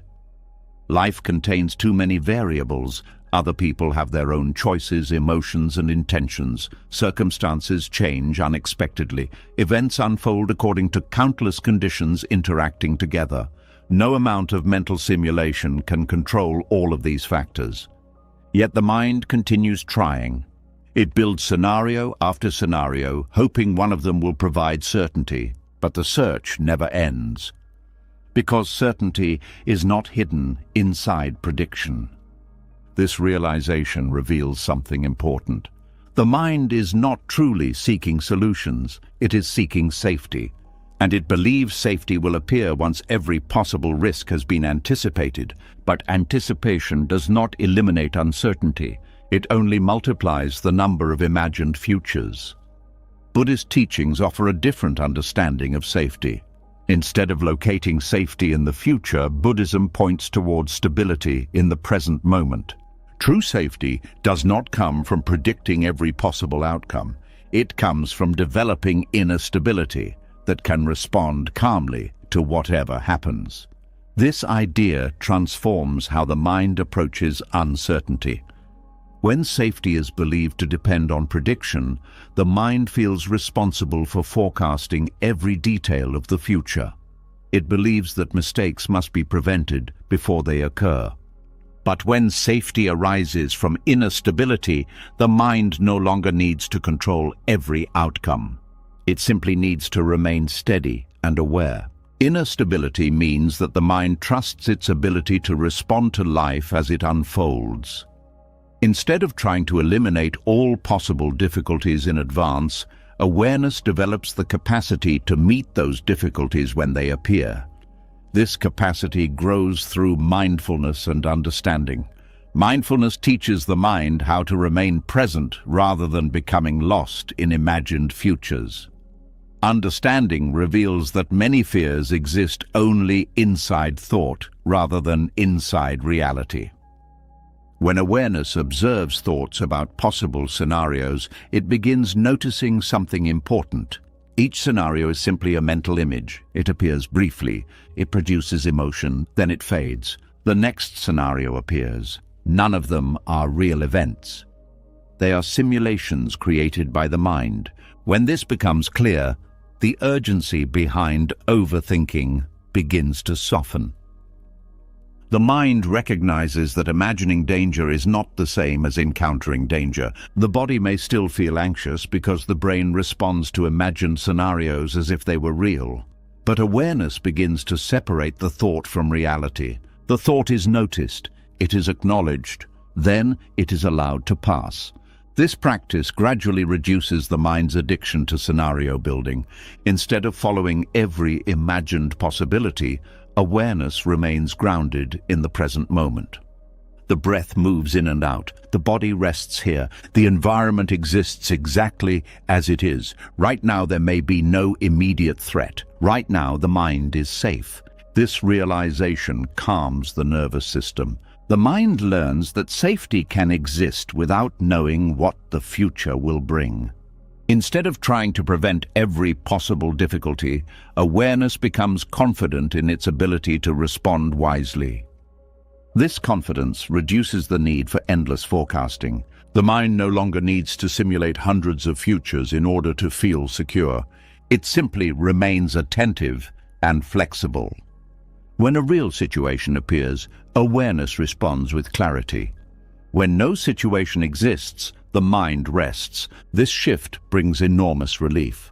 Mental energy is no longer consumed by imaginary scenarios. Attention returns to the present moment where life is actually happening. The senses become vivid again. Sounds, movement, and subtle details of experience become noticeable. Life feels more immediate. At the same time, emotional resilience grows stronger. Inner stability means that even if challenges appear in the future, the mind does not collapse. It adapts, it learns, it continues moving forward. This resilience is far more reliable than prediction. Predictions can fail, scenarios can be wrong, but inner stability remains available in every moment. It provides a foundation that does not depend on controlling the future. Buddhist teachings often compare this stability to the center of a spinning wheel. The outer edges of the wheel move rapidly as life changes. Circumstances rise and fall, success appears and disappears, relationships evolve, but the center of the wheel remains steady. Awareness becomes that center. It observes change without becoming overwhelmed by it. From this center, safety is no longer something the mind must chase through endless scenarios. Safety is already present in the quiet confidence of awareness itself, and as the mind gradually learns to rest in this stability, the endless simulations of the future begin to fade. Because the mind finally discovers something deeply reassuring. The future does not need to be predicted for the present moment to feel safe. The mind has slowly begun uncovering a deep truth. Safety was never hidden inside predicting every possible future. No matter how many scenarios the mind builds, uncertainty always remains. And when awareness learns to rest in inner stability, the pressure to control the future begins to fade. But even after the mind stops chasing endless predictions, another powerful habit can still keep overthinking alive, the habit of thought loops. The mind sometimes catches a single thought and begins repeating it over and over again. At first, the thought appears small, almost harmless. It may be a worry, a memory, a question, or a fear. But once the mind grabs onto it, the thought begins circling endlessly. The same idea returns again and again, slightly reshaped but carrying the same emotional weight. The mind reviews the situation repeatedly as if something important has not yet been solved. And with every repetition, the emotional intensity grows. There is a quiet moment many people recognize. The mind begins revisiting a problem that happened earlier in the day. Perhaps it was something someone said. Perhaps it was a mistake that occurred during a conversation. Perhaps it was an event that produced embarrassment or disappointment. The mind returns to the scene. It replays the moment carefully. Then it examines the details. What should have been said differently? Why did that reaction happen? What does the other person think now? The mind studies the moment as if it were trying to repair something that already happened. But the scene cannot be changed. Yet the mind continues replaying it. Each replay strengthens the emotional reaction. The memory begins producing anxiety, frustration, or regret. The mind feels compelled to revisit it again, hoping that one more round of thinking might bring relief, but relief rarely arrives. Instead, the loop tightens. The mind becomes trapped inside its own repetition. This pattern is one of the most powerful forces behind emotional turbulence. Thought loops take a single experience and magnify its emotional impact. A small concern becomes a large worry. A simple misunderstanding becomes a heavy burden. A moment of uncertainty becomes a constant source of stress. And because the mind repeats the thought so frequently, the body reacts as if the event is happening again and again. Each replay activates the same emotional response. The nervous system tightens, breathing becomes shallow, muscles contract. The body prepares for danger even though the situation exists only inside memory. This creates exhaustion. The mind grows tired from constant repetition. The body grows tense from repeated emotional activation, yet the loop continues. Many people believe these thought loops are unavoidable. They assume the mind simply behaves this way and that there is little that can be done to interrupt it. But Buddhist meditation practices reveal something important. Thought loops do not continue because they are unstoppable. They continue because they are unnoticed. When awareness becomes absorbed in the content of a thought, the mind follows the story automatically. It believes the thought is important and must be examined carefully. But when awareness shifts its attention slightly, something surprising appears. The thought itself becomes visible. Instead of being lost inside the story, awareness notices the process of thinking. A thought appears. Then another thought appears, repeating the same concern. Then another follows. The pattern becomes visible. The mind realizes it is not solving a problem. It is circling the same mental track. This moment of recognition is powerful, because once the loop is seen clearly, awareness gains the ability to step outside it. Buddhist meditation teaches a simple but profound practice. Observe the thought, name it gently, then return attention to the breath. At first, this practice feels difficult. The mind quickly tries to return to the loop. Another version of the same thought appears, but awareness repeats the process. Notice the thought, allow it to pass. Return to the breath. This repeated redirection slowly weakens the loop. The mind begins understanding that thoughts are events, not commands. They appear, they exist briefly, and they disappear. They do not require constant attention. Each time awareness refuses to follow the loop, the emotional intensity begins to soften. The body relaxes, breathing deepens, the nervous system returns to balance. Over time, the mind develops a new relationship with thought. Instead of being controlled by mental repetition, awareness becomes the observer. Thoughts still arise, but they no longer dominate attention automatically. This shift changes how emotions behave. Anxiety often grows stronger when thoughts repeat continuously. The mind feeds the emotion with constant mental fuel. But when the loop is interrupted, the emotional energy begins fading naturally. Emotions behave like waves. They rise, peak, and then fall.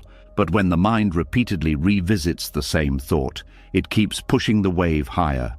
Meditation removes that fuel. When awareness stops feeding the thought, the emotional wave completes its natural cycle. It fades, calm returns. This process does not require suppressing thoughts or forcing the mind into silence. Instead, it requires simple observation.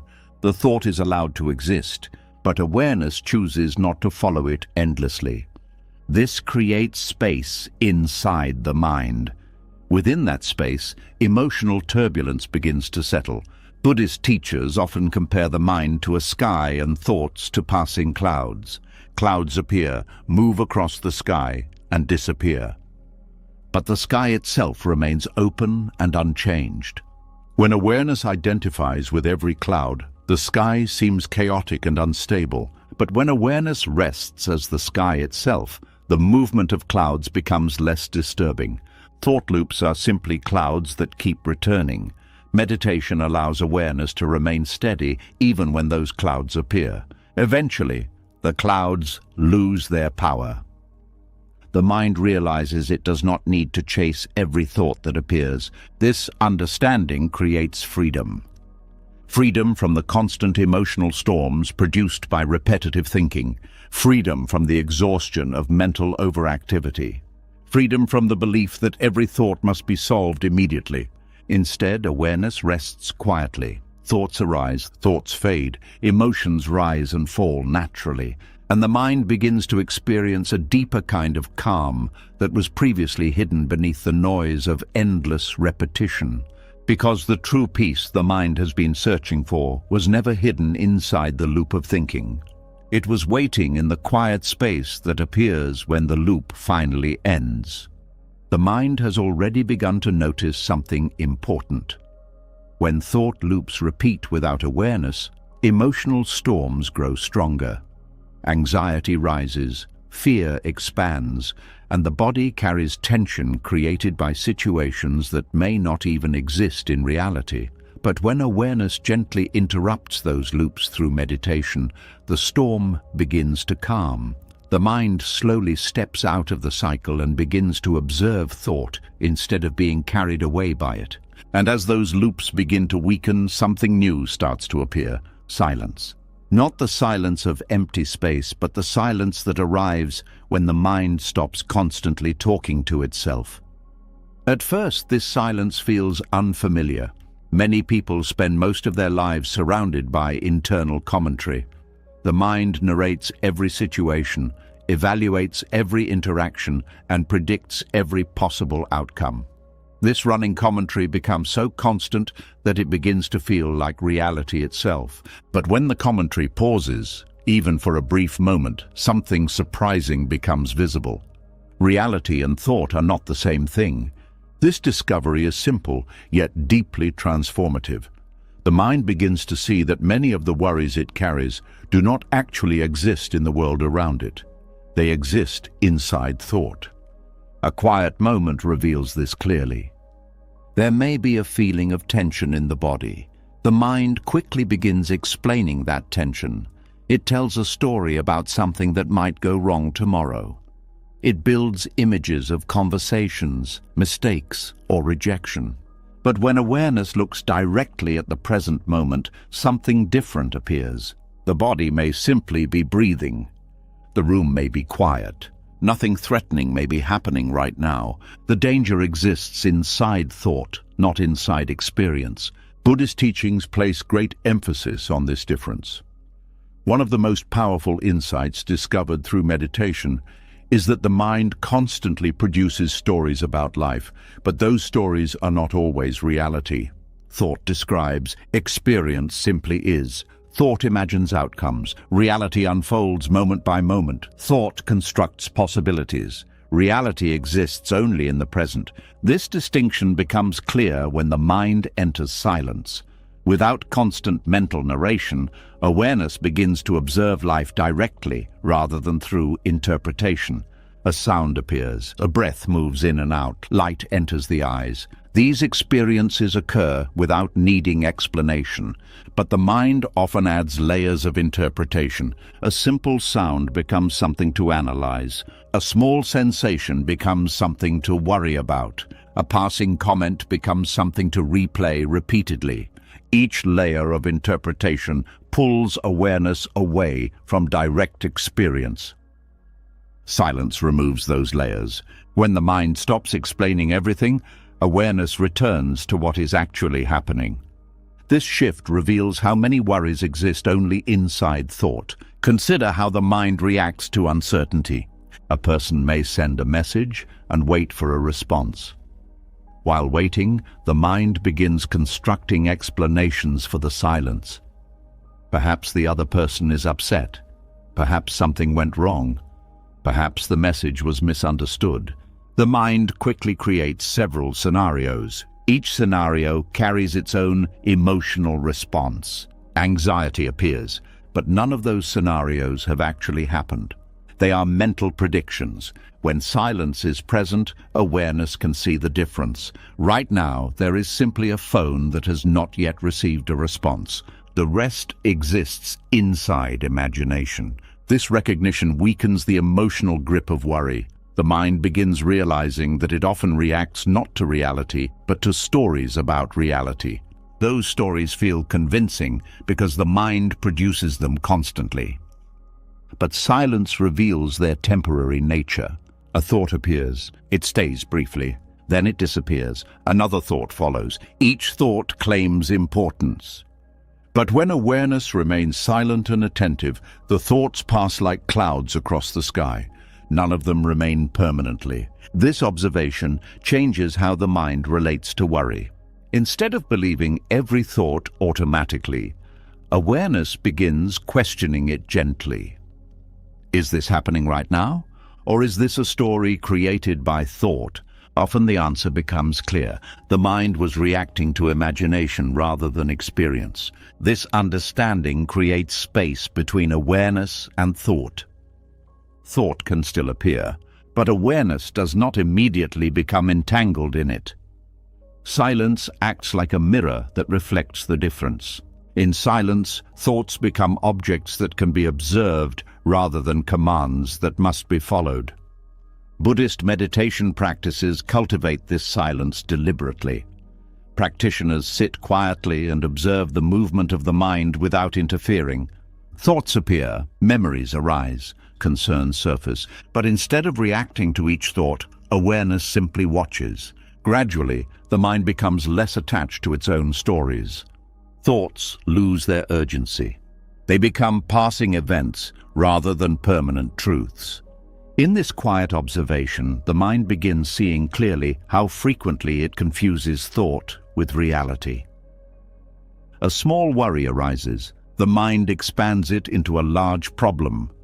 But when silence interrupts that expansion, the worry shrinks again. It is revealed as only a thought. This process reduces emotional suffering dramatically. When the mind stops reacting to imagined scenarios, many forms of anxiety lose their power. The body relaxes, breathing becomes deeper, attention settles gently in the present moment. Life feels simpler because awareness is no longer constantly negotiating with imaginary futures. Silence also reveals something else. Many moments of life are already peaceful before the mind begins analyzing them. A quiet room contains calm. A slow breath contains calm. A moment of stillness contains calm.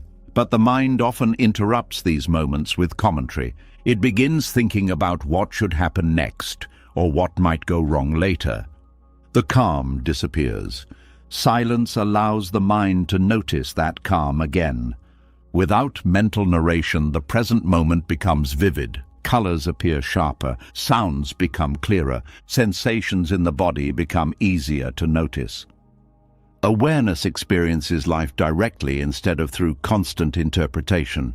This direct experience contains a surprising sense of stability. The mind realizes that reality is often simpler than the stories it creates. Right now, the breath continues. Right now, the body exists here. Right now, life unfolds naturally. There may be challenges in the future, but they are not occurring in this moment. Silence allows awareness to rest inside that moment. Over time, this practice builds trust. The mind begins trusting that reality can be experienced directly without constant analysis. Thought becomes something that can assist when necessary, rather than something that dominates every moment. This balance creates clarity. The mind uses thought for practical tasks, but it also values silence as a source of understanding. Through silence, awareness sees life as it is, rather than as the mind predicts it to be. And in that quiet clarity, a profound realization slowly emerges. Many of the worries that once felt overwhelming were never part of reality at all. They were simply thoughts passing through the mind. The mind has slowly begun uncovering something powerful. Many worries that once felt overwhelming were never truly part of reality. They were thoughts passing through awareness, stories created by the mind trying to predict, control, or explain what might happen. When silence appears, the difference between thought and experience becomes clear, and the mind begins loosening its grip on imagined dangers. But as this clarity grows, another quiet force behind overthinking starts to reveal itself: attachment. The mind does not become noisy without a reason. It becomes noisy when something feels deeply important. When the mind begins clinging to a person, a result, a reputation, or an identity, thought suddenly becomes more intense. The mind begins protecting that attachment as if its survival depends on it. A subtle shift occurs inside awareness. Something that once felt simple now begins to feel heavy with meaning. The mind starts guarding it carefully, and with that guarding comes mental overactivity. This link between attachment and overthinking is easy to overlook because attachment often disguises itself as love, ambition, responsibility, or commitment. These qualities appear positive on the surface. They motivate people to care about relationships, goals, and personal growth. But beneath that motivation, attachment quietly creates tension. Attachment says, "This must not be lost." It says, "This outcome must happen." It says, "This person must see me in a certain way." Once these silent conditions appear, the mind begins working constantly to protect them. Thoughts multiply. The mind starts analyzing conversations carefully, trying to detect signs of approval or rejection. It studies situations repeatedly, hoping to ensure the desired result will occur. It replays interactions to confirm that identity and relationships remain secure. Without attachment, these situations would pass naturally. With attachment, they become mental puzzles that the mind tries endlessly to solve.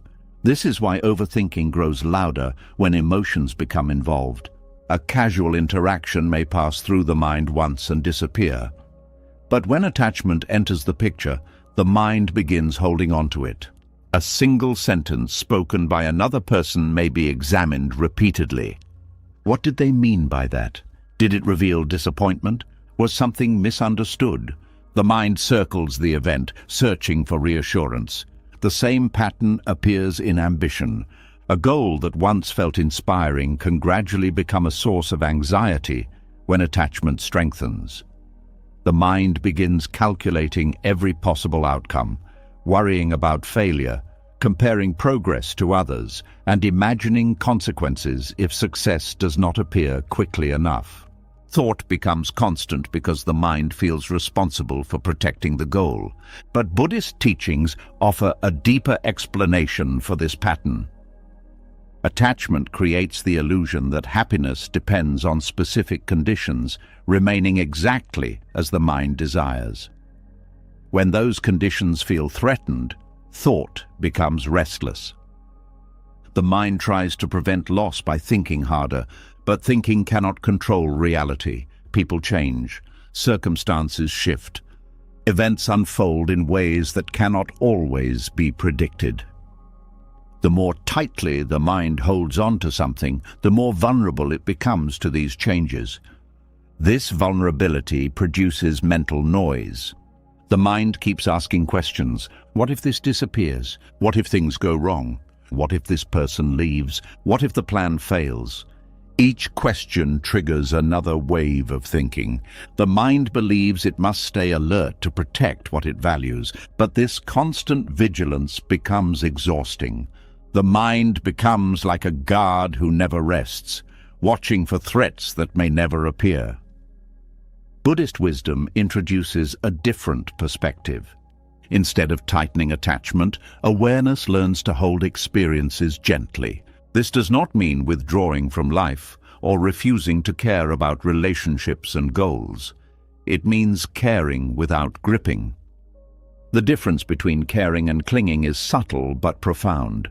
Caring allows something to exist freely. Clinging tries to control it. When awareness cares without clinging, the mind remains calm even when change occurs. It understands that life moves continuously. People grow, situations evolve, nothing remains exactly the same forever. This understanding is not pessimistic, it is realistic. And realism allows the mind to relax, because once the mind accepts that change is natural, it no longer feels responsible for preventing it. Attachment loosens, mental overactivity decreases, thought becomes quieter because the mind is no longer trying to freeze life in place. A conversation happens, it ends. The mind allows it to pass, a goal exists, effort is applied. But the mind does not torture itself with endless predictions about the result. It simply acts and allows outcomes to unfold. Relationships continue to matter deeply, but they are no longer treated as fragile objects that must be controlled. They are living experiences that evolve naturally. This shift reduces the emotional pressure behind overthinking. The mind becomes lighter. Instead of gripping every situation tightly, awareness learns to participate in life with openness. Thought still appears, but it is no longer fueled by fear of loss. The mind becomes capable of observing change without panic. Buddhist teachings often describe attachment as holding a handful of sand too tightly. The tighter the grip, the more the sand slips away. But when the hand relaxes slightly, the sand remains. The same principle applies to mental peace. When the mind grips outcomes and identities too strongly, anxiety grows. When the grip softens, calm naturally returns. This calm does not come from controlling life. It comes from trusting the ability to move with life. The mind begins realizing that it does not need to analyze every situation endlessly in order to protect what matters. It simply needs awareness, presence, and compassion. With these qualities, relationships deepen naturally. Efforts become more focused. Decisions become clearer, and the constant noise created by attachment begins fading.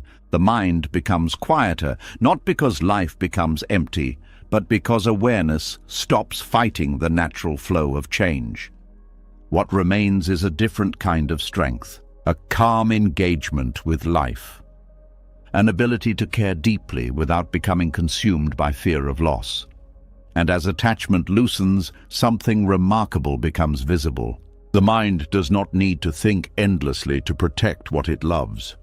Sometimes the most powerful protection is simply letting life move freely while awareness remains steady and open.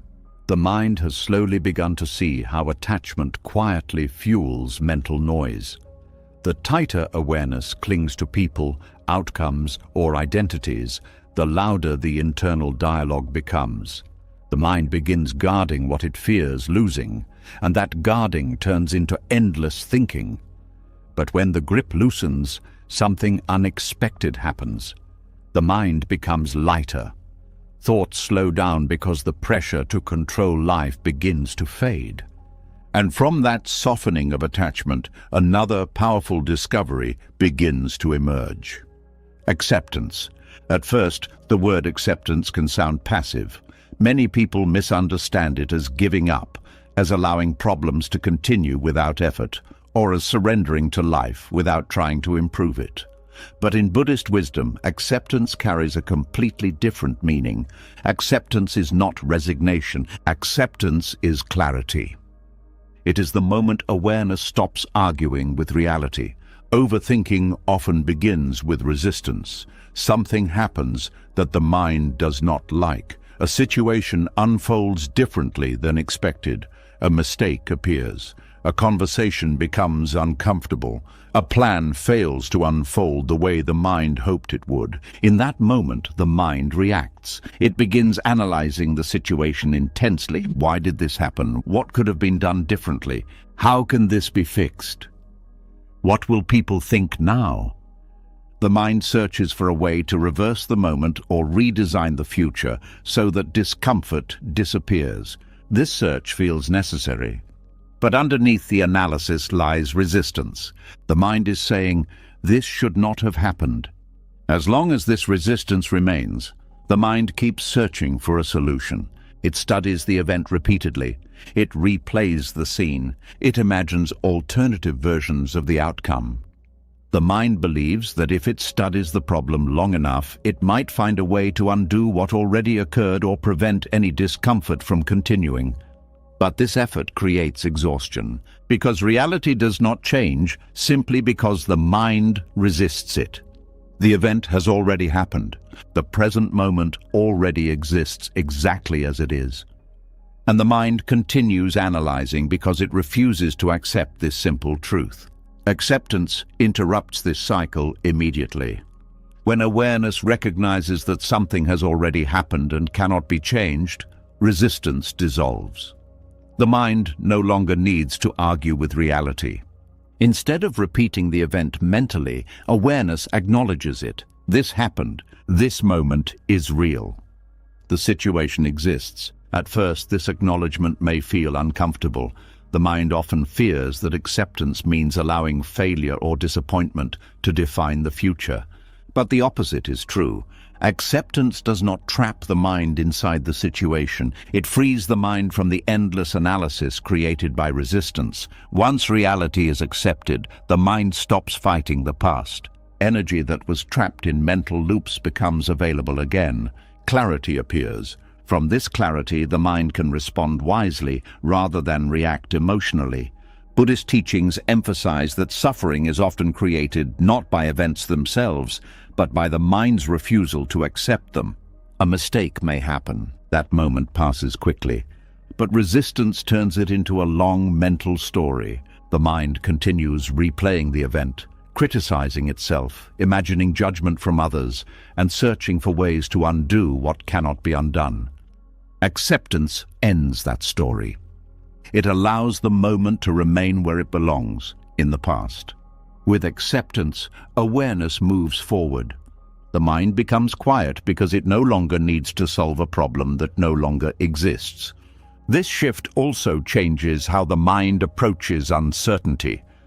Resistance often appears when the future feels unpredictable.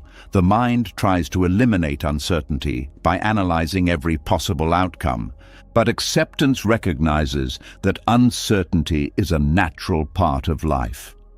The future cannot be completely controlled. Instead of fighting this truth, awareness acknowledges it. Once uncertainty is accepted, the mind stops trying to eliminate it through endless thinking. The need for constant analysis disappears. This creates an unexpected sense of peace.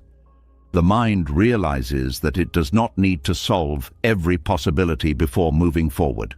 It simply needs to remain present and adaptable.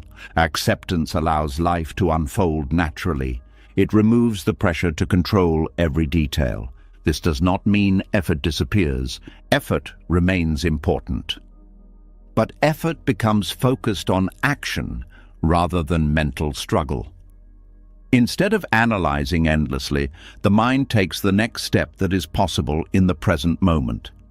This step may be small, but it is real. Overthinking often replaces action with analysis. The mind studies the situation so carefully that movement stops. Acceptance restores movement. It allows the mind to acknowledge what is happening and respond directly. The mind becomes practical rather than anxious. Another powerful effect of acceptance appears in emotional healing. Many people carry emotional pain, not because of the event itself, but because they resist the emotions that followed. A difficult experience may produce sadness, disappointment, or frustration. The mind may immediately judge these emotions. It may say that these feelings should not exist. It may try to escape them by analyzing the situation repeatedly. But when awareness accepts the emotion instead of resisting it, something changes. The emotion begins moving naturally. Feelings are like waves. When they are resisted, they remain stuck. But when they are accepted, they rise and fall on their own. Acceptance creates space for emotions to complete their natural cycle. Overthinking is often the mind's attempt to avoid feeling something uncomfortable, but when acceptance appears, the need for avoidance disappears. The mind no longer needs to analyze endlessly. It simply allows experience to pass through awareness. This creates emotional resilience. Instead of becoming overwhelmed by situations, awareness remains steady. Events still happen, feelings still arise, but the mind no longer fights them. This lack of resistance weakens overthinking immediately. Thought loses its urgency. The mind does not need to construct elaborate explanations or predictions. It simply observes. Then it responds when necessary. Buddhist meditation strengthens this ability. Meditation trains awareness to remain present with experience without trying to change it immediately. A thought appears. It is noticed. A feeling arises. It is acknowledged. The breath continues.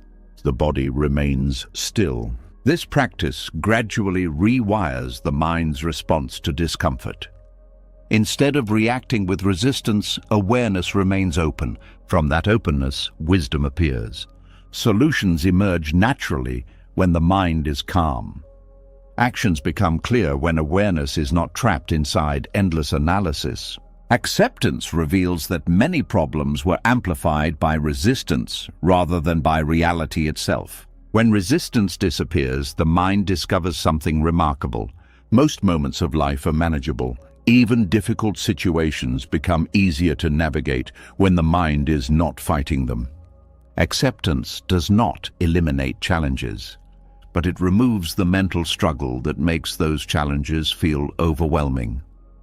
The mind becomes quieter because it no longer needs to argue with reality, and in that quiet, awareness finds something it had been searching for through endless thinking. Peace that appears the moment resistance ends. The mind has already begun to discover something deeply relieving. When resistance fades and acceptance appears, the endless pressure to solve reality begins to dissolve. The mind no longer needs to argue with what has already happened, and that simple shift weakens the constant urge to analyze every detail of life. Overthinking loses its strength because the mind stops fighting the present moment. Yet even with acceptance, thoughts can still appear rapidly. The mind has spent years building the habit of constant thinking. Even after resistance fades, mental spirals can still arise automatically. A single thought may appear, and before awareness notices it, the mind may already be several steps deep inside a long chain of analysis. This is where another powerful practice becomes essential. Mindfulness. Mindfulness is often misunderstood as simply paying attention or trying to relax the mind, but in Buddhist teachings, mindfulness is something far more profound. It is the ability to notice what is happening inside the mind without becoming trapped inside it. This ability changes everything. Because overthinking does not begin as a massive storm, it begins as a single thought. A quiet idea appears in awareness. Perhaps it is a memory, a concern, or a question. At that moment, the mind stands at a crossroads. It can either observe the thought or follow it. If the mind follows it, the spiral begins. One thought leads to another. The mind connects ideas quickly, creating explanations, predictions, and judgments. Within seconds, the mind may already be constructing a complex mental story. But if mindfulness is present, something different happens. The thought is noticed. Awareness sees it clearly. Instead of automatically following it, awareness simply recognizes that a thought has appeared. This moment of recognition interrupts the spiral before it grows. Mindfulness creates space between awareness and thought. Without this space, the mind becomes absorbed instantly. Thoughts feel powerful because they appear to be reality itself. But when mindfulness observes them carefully, thoughts begin to look different. They appear as mental events rather than truths. A thought arrives. It stays briefly, then it fades. Another thought appears. It too passes. The mind begins realizing that thoughts behave like waves in the ocean. They rise, move, and disappear. They are not permanent structures. This realization weakens the grip of mental spirals. Instead of being pulled into every thought, awareness becomes the observer of the process. The mind learns to watch thoughts the way someone might watch clouds moving through the sky. The clouds appear and move away without needing to be controlled. This watching does not require force. Mindfulness is gentle. It does not try to push thoughts away. It simply notices them. That noticing is enough to interrupt the automatic chain reaction that creates overthinking. Consider how quickly the mind can build a spiral when mindfulness is absent. A simple thought may appear about something that might go wrong tomorrow. The mind immediately begins imagining scenarios. It predicts reactions, evaluates possible mistakes, and tries to prepare solutions. Within minutes, the body may already feel anxious. The heart rate increases, muscles tighten. All of this happens because awareness became lost inside thought. But when mindfulness is present, the first thought is recognized. The mind sees it clearly. Instead of following the story, awareness returns to something simple: the breath. The sensation of the body sitting, the sound of the environment. This return to the present moment interrupts the spiral. The thought loses momentum because it no longer receives attention. Over time, this practice becomes stronger. The mind learns to detect spirals earlier and earlier.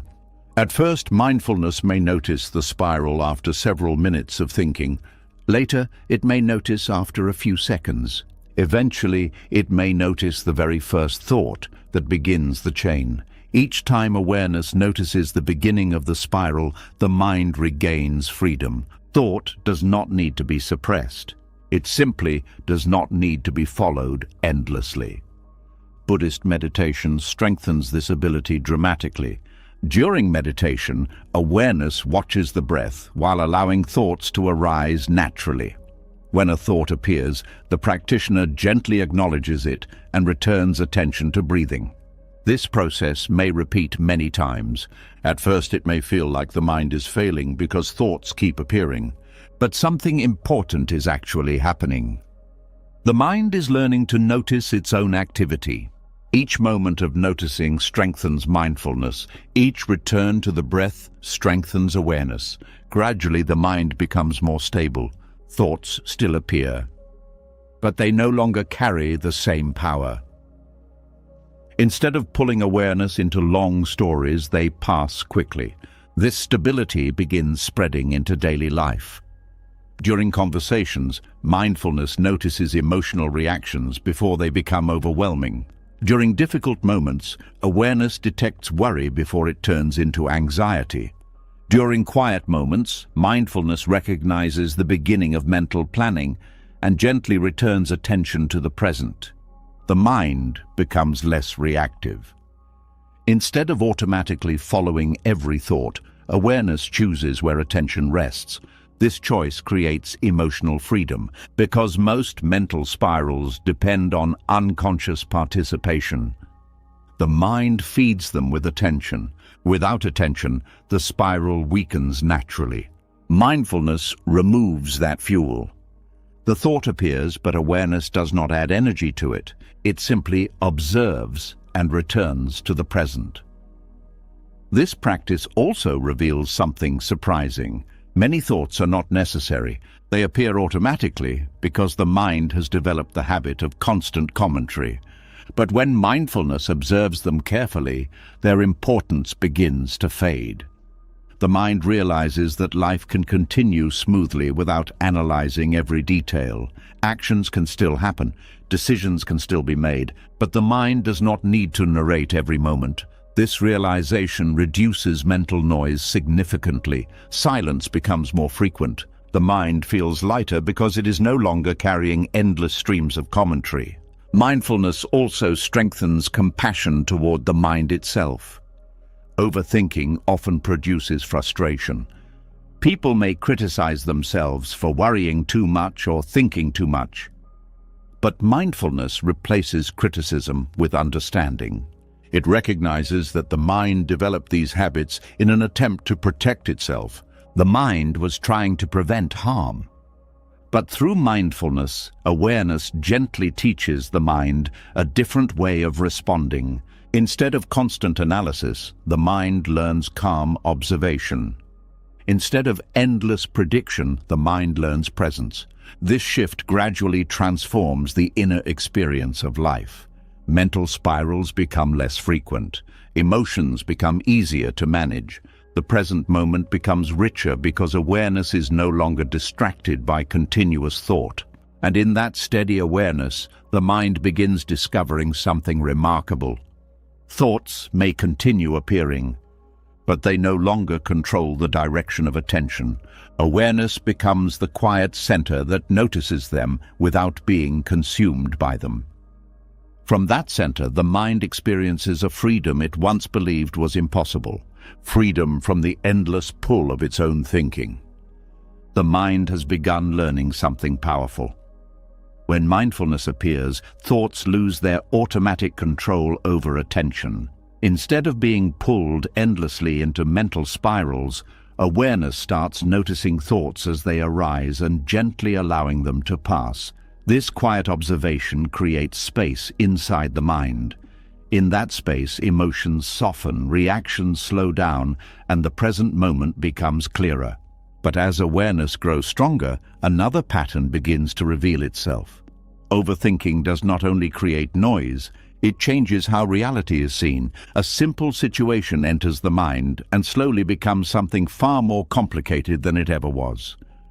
The mind adds interpretations, predictions, assumptions, and judgments until the original situation becomes almost unrecognizable.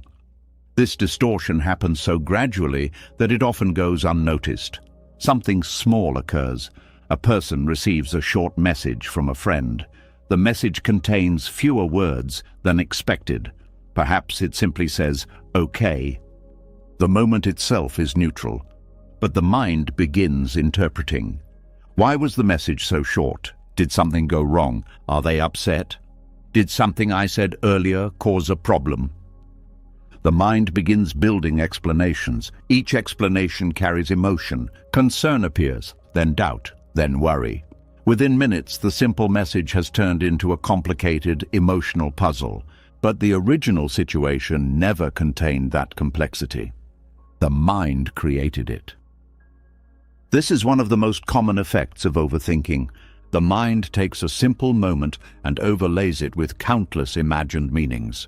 Buddhist teachings emphasize that perception is not always a direct reflection of reality. The mind interprets experiences through habits, memories, fears, and expectations. When overthinking becomes active, these interpretations multiply rapidly. A neutral situation becomes charged with imagined significance. The mind begins solving problems that do not exist. This pattern appears in many areas of life. A person may walk past without greeting someone. The mind interprets the action. Maybe they are angry. Maybe they are avoiding me. Maybe something is wrong in the relationship. The mind continues examining the moment. But the reality may be far simpler.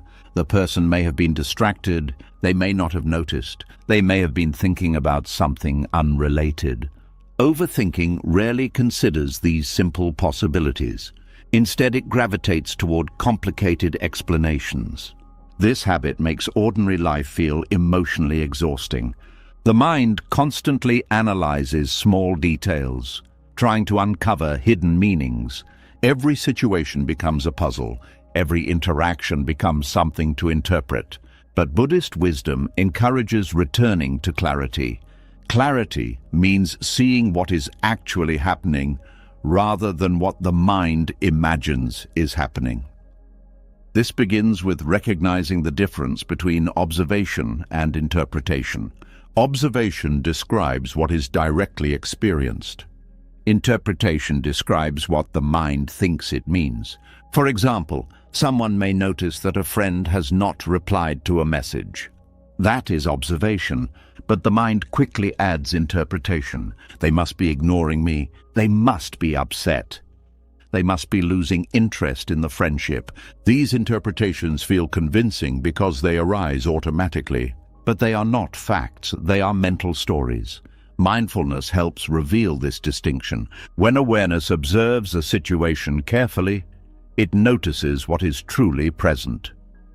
The message has not been answered yet. That is the fact. Everything else is imagination. This realization immediately simplifies the mind's response. Instead of reacting to imagined meanings, awareness remains grounded in what is real. The mind stops expanding the situation unnecessarily. Life becomes lighter. Buddhist teachings often speak about the mind's tendency to create layers on top of experience. A simple event occurs, then the mind adds meaning, then it adds judgment, then it adds fear. Soon the event carries emotional weight far beyond its original nature. Removing those layers reveals the simplicity underneath. The event itself was never the problem. The mental layers created the difficulty. Meditation practices help dissolve these layers gradually. When awareness becomes quiet, perception becomes clearer. The mind sees events directly rather than through constant interpretation. A conversation happens, words are heard. The moment passes. Without overthinking, the mind does not dissect every detail afterward. It allows the experience to exist as it was. This does not mean awareness becomes passive. It simply becomes accurate. Instead of inventing meaning, it observes reality carefully. This accuracy reduces emotional turbulence. Many worries lose their power once the mind sees how much interpretation was added. Situations become simpler. Relationships become easier to navigate. The mind stops creating unnecessary problems. Another important shift occurs as clarity develops. The mind becomes more curious and less judgmental. Instead of assuming negative explanations immediately, awareness becomes open to multiple possibilities. If a friend seems quiet, awareness may simply notice the quietness without creating a story about it. If uncertainty appears, awareness allows space for the situation to unfold naturally. This openness reduces the urgency behind overthinking. The mind no longer feels responsible for decoding every detail of reality. It allows experiences to reveal their meaning gradually. This patience restores emotional balance. Life becomes less like a complicated puzzle and more like a flowing process. Events arise, they move forward, they resolve naturally over time. The mind participates in this flow rather than constantly trying to control it. Clarity also improves communication. When overthinking distorts perception, misunderstandings become common. People react not to what was actually said, but to the interpretations the mind created. A simple comment may trigger defensive reactions because the mind added meaning that was never intended. But when awareness sees situations clearly, responses become calmer. The mind listens carefully. It asks questions rather than assuming. It responds to what is truly happening rather than to imagined explanations. This clarity strengthens relationships. Interactions become smoother because the mind is no longer projecting its fears onto others. It simply experiences each moment as it unfolds. Buddhist teachings describe this clarity as returning to beginner's mind. Beginner's mind approaches each moment without heavy expectations or assumptions. It sees situations freshly, without overthinking. The mind becomes more flexible. It adapts to reality instead of trying to reshape it constantly. This flexibility creates emotional freedom. The mind no longer needs to interpret every situation as a threat or a problem. Many moments are simply moments. They arise, they pass, and they leave no heavy story behind. Over time, this shift transforms the experience of everyday life. Simple moments become peaceful rather than complicated. Ordinary interactions feel lighter. The mind stops exhausting itself with endless analysis. Instead, it rests in clarity. And in that clarity, awareness discovers something quietly reassuring. Life was never as complicated as the mind once believed. It only appeared complicated when overthinking turned simple moments into endless stories. The mind has slowly begun returning to clarity. When overthinking loosens its grip, situations that once felt complicated begin revealing their simple nature. The layers of interpretation fade, and awareness starts seeing events as they truly are, rather than through endless stories created by thought. Life becomes lighter because the mind stops forcing meaning into every detail.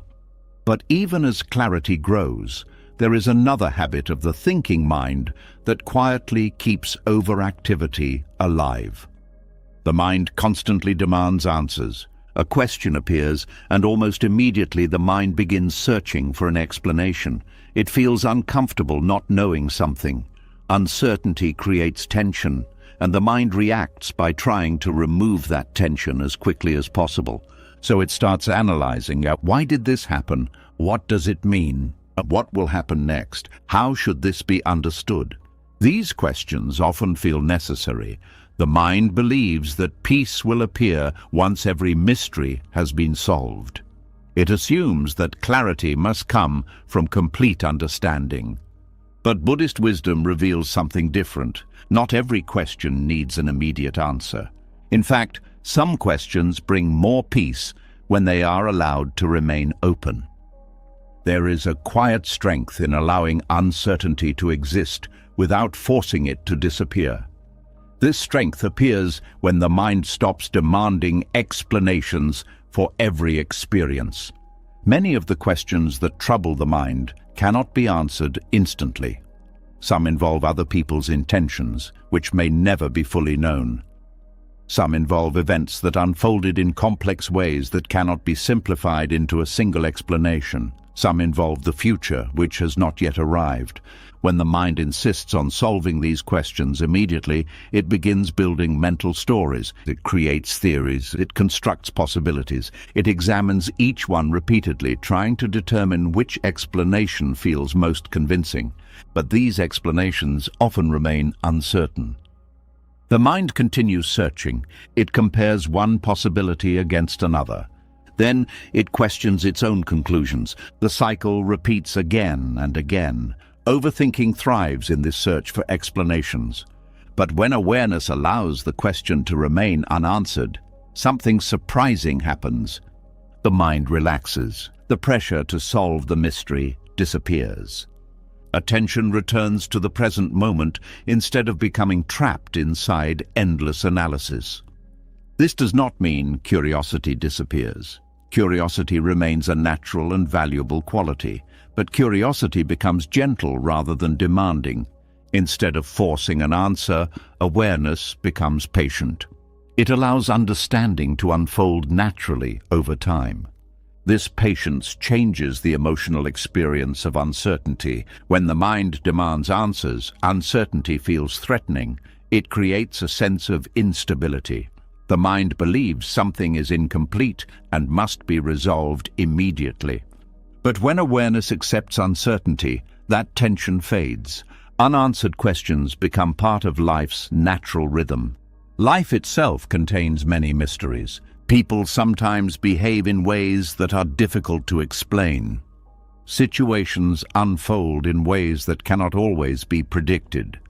Experiences occur that do not fit neatly into clear explanations. The mind may want everything to make sense instantly, but reality does not always provide that comfort. Buddhist teachings encourage a different response. Instead of forcing understanding, awareness learns to sit with the unknown. This practice builds inner strength. It trains the mind to remain calm even when explanations are not available. Instead of panicking in the face of uncertainty, the mind becomes steady. It recognizes that not knowing is not the same as being in danger. This realization weakens the habit of overthinking. The mind no longer needs to chase every possible explanation. It becomes comfortable allowing questions to exist without rushing toward answers. There is a subtle wisdom hidden in this approach. Many insights appear naturally when the mind stops demanding them. When the mind becomes quiet, understanding sometimes surfaces on its own. A situation that once felt confusing may slowly become clearer as time passes. Conversations may reveal details that were previously unknown. Perspectives may shift as new experiences unfold, but this clarity often appears only after the mind stops forcing the process. Patience allows wisdom to grow. Another important benefit appears when questions are allowed to remain open. The mind becomes more present. When awareness is not busy searching for explanations, attention returns to immediate experience. The breath becomes noticeable. Sounds in the environment become clearer. Conversations become easier to listen to. Life unfolds without constant mental interruption. Instead of trying to solve life like a puzzle, the mind participates in it directly. This shift creates a quiet form of peace. The mind no longer feels responsible for controlling every outcome or explaining every event.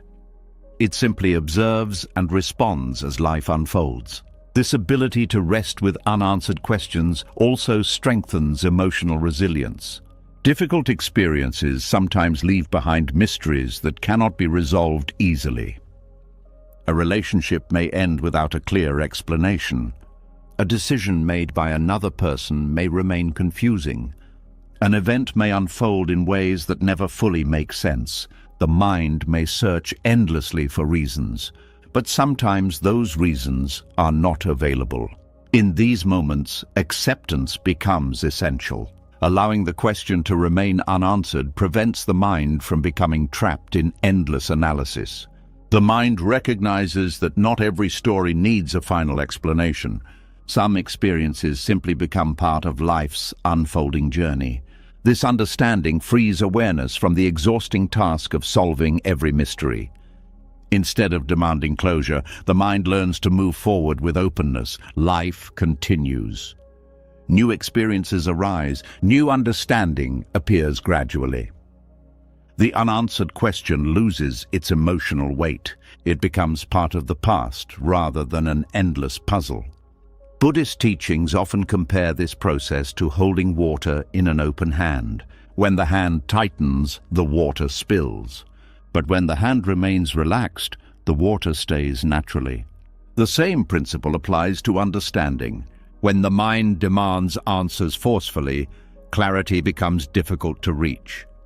But when the mind relaxes and allows uncertainty to exist, wisdom appears gently. This quiet strength transforms the inner experience of life. The mind becomes calm in the presence of mystery. Curiosity remains alive, but it no longer creates anxiety. Questions arise, but they do not control attention. Awareness rests peacefully in the present moment while allowing life to reveal its meaning slowly. And in that peaceful patience, the mind discovers something unexpected. Understanding often appears not when the mind demands answers, but when it finally becomes quiet enough to live without them. The mind has begun learning something deeply calming. When questions are allowed to remain open, the pressure to force answers slowly fades. Instead of chasing explanations endlessly, awareness becomes patient. Life begins to unfold without constant interrogation, and the mind realizes that not every mystery must be solved in order for peace to exist. But as the mind becomes comfortable with unanswered questions, another discovery begins to appear, one that quietly changes the entire relationship with thought. Many people live as if every thought that appears in the mind must be believed. A thought arises, and almost instantly it feels true. The mind treats it as a fact. If the thought says something might go wrong, anxiety begins. If the thought suggests someone is upset, worry follows.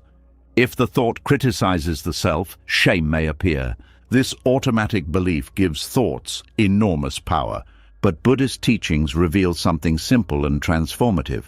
A thought is not necessarily the truth. It is simply a mental event. It appears briefly inside awareness, just like a sound or a sensation. Yet the mind often treats thoughts differently from other experiences. It clings to them.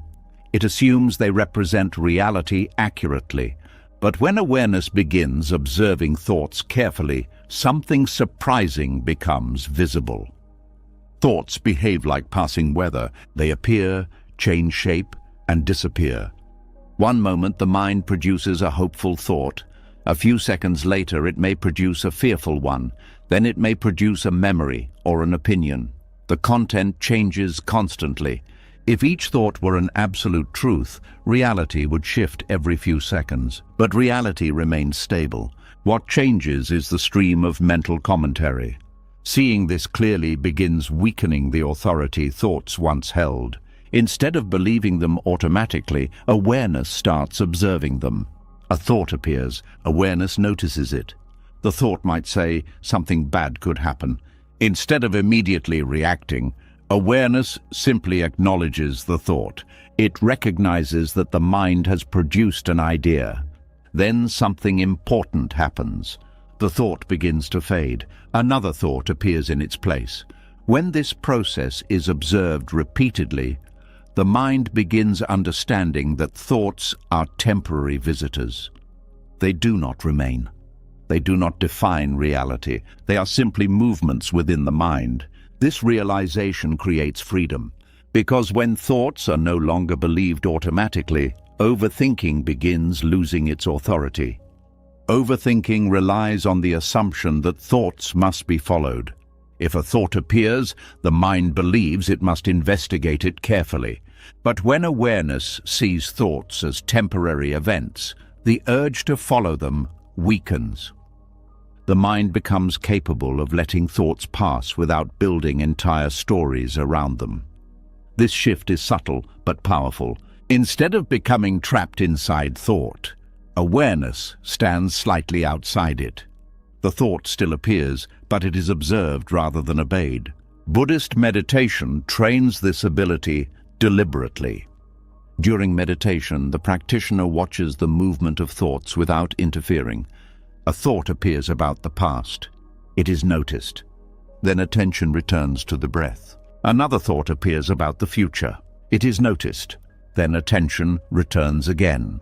Over time, the mind begins recognizing a simple pattern. Thoughts do not stay unless attention holds onto them. Without attention, they dissolve naturally. This discovery removes much of the fear surrounding thought. People often worry that if they do not follow a thought immediately, they might miss something important. But meditation reveals that most thoughts are repetitive and unnecessary. They repeat the same concerns in slightly different forms. They revisit the same scenarios again and again. Observing them without believing them interrupts this repetition. The mind begins saving enormous amounts of mental energy. Instead of analyzing every idea that appears, awareness chooses where attention goes. This choice restores mental clarity. The mind becomes quieter because fewer thoughts receive extended attention. The space that opens within awareness allows deeper understanding to appear. Without constant mental noise, perception becomes clearer. The senses become more vivid. The present moment becomes easier to experience. Life feels less like a problem to solve and more like an experience to live. Another important change occurs in emotional life. Many emotional reactions begin with thoughts that are believed instantly. A thought says, "This situation will fail." Fear appears. A thought says, "They must be disappointed." Sadness appears. But when thoughts are observed rather than believed, the emotional reaction changes. The thought may still arise, but awareness sees it as one possibility among many.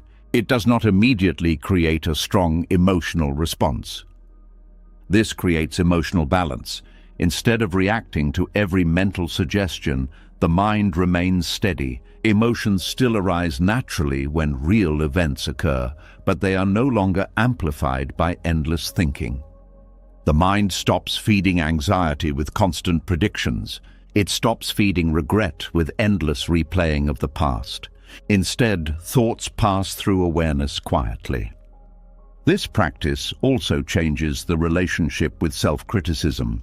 The mind sometimes produces harsh judgments about the self. It may say that mistakes define identity or that certain qualities are permanent flaws.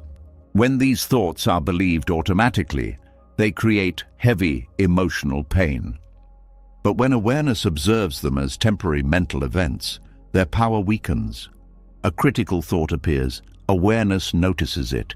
Instead of accepting it as truth, the mind recognizes it as a passing judgment produced by habit. The thought fades. Self-compassion becomes possible. The mind stops attacking itself because it no longer believes every critical voice that appears. This shift transforms inner dialogue. The mind becomes kinder and more balanced. Observing thoughts also reveals how often the mind contradicts itself. One moment it may predict success, another moment it may predict failure. One thought may express confidence, another may express doubt.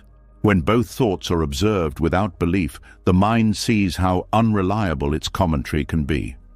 This realization encourages humility toward thought. Instead of trusting every mental prediction, awareness becomes curious. It watches thoughts come and go without assuming they represent reality accurately. This curiosity strengthens mindfulness. The mind becomes interested in observing how thinking works. Thoughts become objects of attention rather than commands that must be obeyed. Over time, this practice builds a deep sense of inner freedom. The mind realizes that thoughts are not rulers of awareness. They are simply movements within it. Awareness remains steady even while thoughts move. Like waves moving across the surface of the ocean, thoughts appear and disappear while the depth of awareness remains calm. From this depth, overthinking loses its power. The mind no longer needs to analyze every idea that arises. It simply notices thoughts and allows them to pass. And in that quiet observation, the mind discovers a freedom that had been hidden beneath years of believing every thought it produced. The mind has slowly begun to experience a different kind of freedom. When thoughts are observed instead of believed, their power begins to weaken. They still appear, but they no longer control attention the way they once did. The mind discovers that thoughts rise and fall like passing waves, and awareness can remain steady even while those waves move. This discovery changes the relationship with thinking. Overthinking once felt unavoidable because every thought demanded belief and investigation. But when thoughts are seen as temporary events, the mind gains space. It learns that silence can exist between thoughts, and in that silence there is calm. Yet something curious often happens when silence first begins to appear. The mind becomes uncomfortable. Instead of relaxing into the quiet, it quickly produces more noise. New thoughts appear. Plans, worries, memories, and ideas rush in almost instantly. The mind begins filling the space again. This reaction reveals something important. The mind often fears stillness. Stillness is unfamiliar to a mind that has spent years running continuously. Thinking has become its default activity. The constant movement of thought feels normal, even when it produces stress. Silence feels different. In silence, the mind can no longer hide behind endless mental activity. Without the noise of constant thinking, awareness begins noticing deeper layers of experience. This can feel unsettling at first, because when thinking slows down, emotions that were previously ignored may become visible. Feelings that were pushed aside by constant distraction may rise gently into awareness. A person who spends the entire day planning, analyzing, and worrying may not notice the quiet loneliness beneath those thoughts. The noise of thinking keeps attention occupied, but when the mind becomes still, that loneliness may appear clearly. The same pattern occurs with many emotions. Unprocessed sadness, unresolved disappointment, or quiet insecurity may remain hidden beneath constant thinking. The mind keeps itself busy because busyness prevents these deeper truths from being seen. Overthinking becomes a distraction. The mind produces noise so that awareness never stays still long enough to notice what lies underneath. Buddhist teachings describe this pattern as the ego protecting itself. The ego builds a sense of identity through thoughts. It constructs stories about who a person is, what they have achieved, what others think about them, and what the future should look like. These stories create a sense of stability. The ego feels safe when it can maintain its narrative. But stillness interrupts those stories. In silence, the narrative pauses. Without the constant stream of thoughts reinforcing identity, the ego feels uncertain. Questions may arise. Who am I without these stories? What remains when the mind stops explaining itself? These questions can feel unsettling for the ego because they challenge the structures it has built. So the mind quickly creates more noise. It starts planning tomorrow's tasks. It replays yesterday's conversations. It imagines possible futures, anything that keeps the mind busy enough to avoid resting in silence. This is why overthinking often intensifies when a person tries to sit quietly for the first time. Meditation beginners frequently notice that their minds become extremely active during stillness. Thoughts seem louder than ever.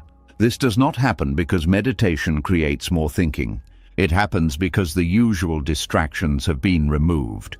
When the mind finally becomes quiet enough to observe itself, the underlying noise becomes visible.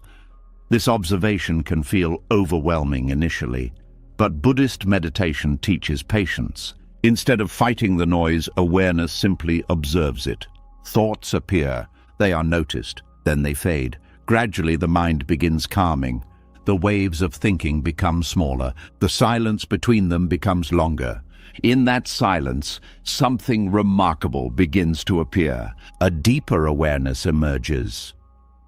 This awareness is different from thinking. It does not analyze, it does not predict, it simply observes. And in that observation, many truths become visible. The mind begins seeing how much of its activity was unnecessary. Many thoughts were not solving real problems. They were simply habits. Mental movements repeating themselves because they had been practiced for years. Stillness reveals this clearly. When the mind rests quietly, it becomes obvious how peaceful the present moment can be without constant commentary. The breath continues naturally, the body rests, sounds come and go, life unfolds quietly. Nothing needs to be analyzed in order for existence to continue. This realization can feel liberating. The mind no longer needs to fill every moment with thinking. Silence becomes a place of rest rather than something to fear. In that silence, awareness begins discovering deeper insights. Questions that once seemed urgent begin losing importance. Concerns that once felt overwhelming begin appearing smaller. The mind realizes that many problems were amplified by constant thinking. Without the noise, reality becomes clearer. Stillness also strengthens emotional understanding. When the mind stops distracting itself, emotions become easier to observe directly. Instead of analyzing feelings endlessly, awareness simply notices them. A feeling of sadness may appear. It is felt in the body. It moves through awareness. Then it fades. No complicated explanation is necessary. This direct experience creates healing. Emotions are allowed to complete their natural cycle without being interrupted by analysis. The mind learns that stillness is not dangerous. It is restorative. In silence, awareness reconnects with the present moment. The senses become vivid. The mind becomes calm. Life becomes simpler. But this simplicity requires courage, because silence reveals truths that noise can hide. It reveals attachments that may need to loosen. It reveals fears that may need compassion. It reveals identities that may not be as solid as the mind once believed. The ego resists these revelations because they challenge its control, but awareness grows stronger through stillness. Instead of fearing what silence might reveal, the mind learns to welcome it. Each moment of quiet becomes an opportunity to see clearly. Thoughts become less important. Presence becomes more valuable. Overthinking loses its appeal because silence feels more peaceful than noise. Gradually, the mind begins choosing stillness intentionally, not because thinking disappears completely, but because awareness now understands the difference between useful thought and restless noise. Thought can appear when needed, but silence becomes the foundation beneath it. From that foundation, the mind becomes balanced. It can think when necessary. It can rest when thinking is unnecessary. And within that balance, awareness discovers something the noisy mind rarely notices. The deepest clarity often appears not in the middle of constant thinking, but in the quiet space that thinking once tried to avoid. The mind has begun uncovering something surprising. When silence appears, many of the fears that once felt powerful begin losing their intensity. Stillness reveals how much mental noise was created simply to avoid deeper awareness. Overthinking once felt necessary, but now it begins to look like a habit the mind used to distract itself from what lay underneath. Yet, as awareness continues looking inward, another hidden force behind overthinking slowly becomes visible. The way the mind speaks to itself. Many people assume that overthinking happens only because the mind is trying to solve problems, but very often, overthinking is fueled by something more subtle, harsh self-judgment. A mistake happens, a decision does not work out the way the mind hoped, an awkward conversation occurs.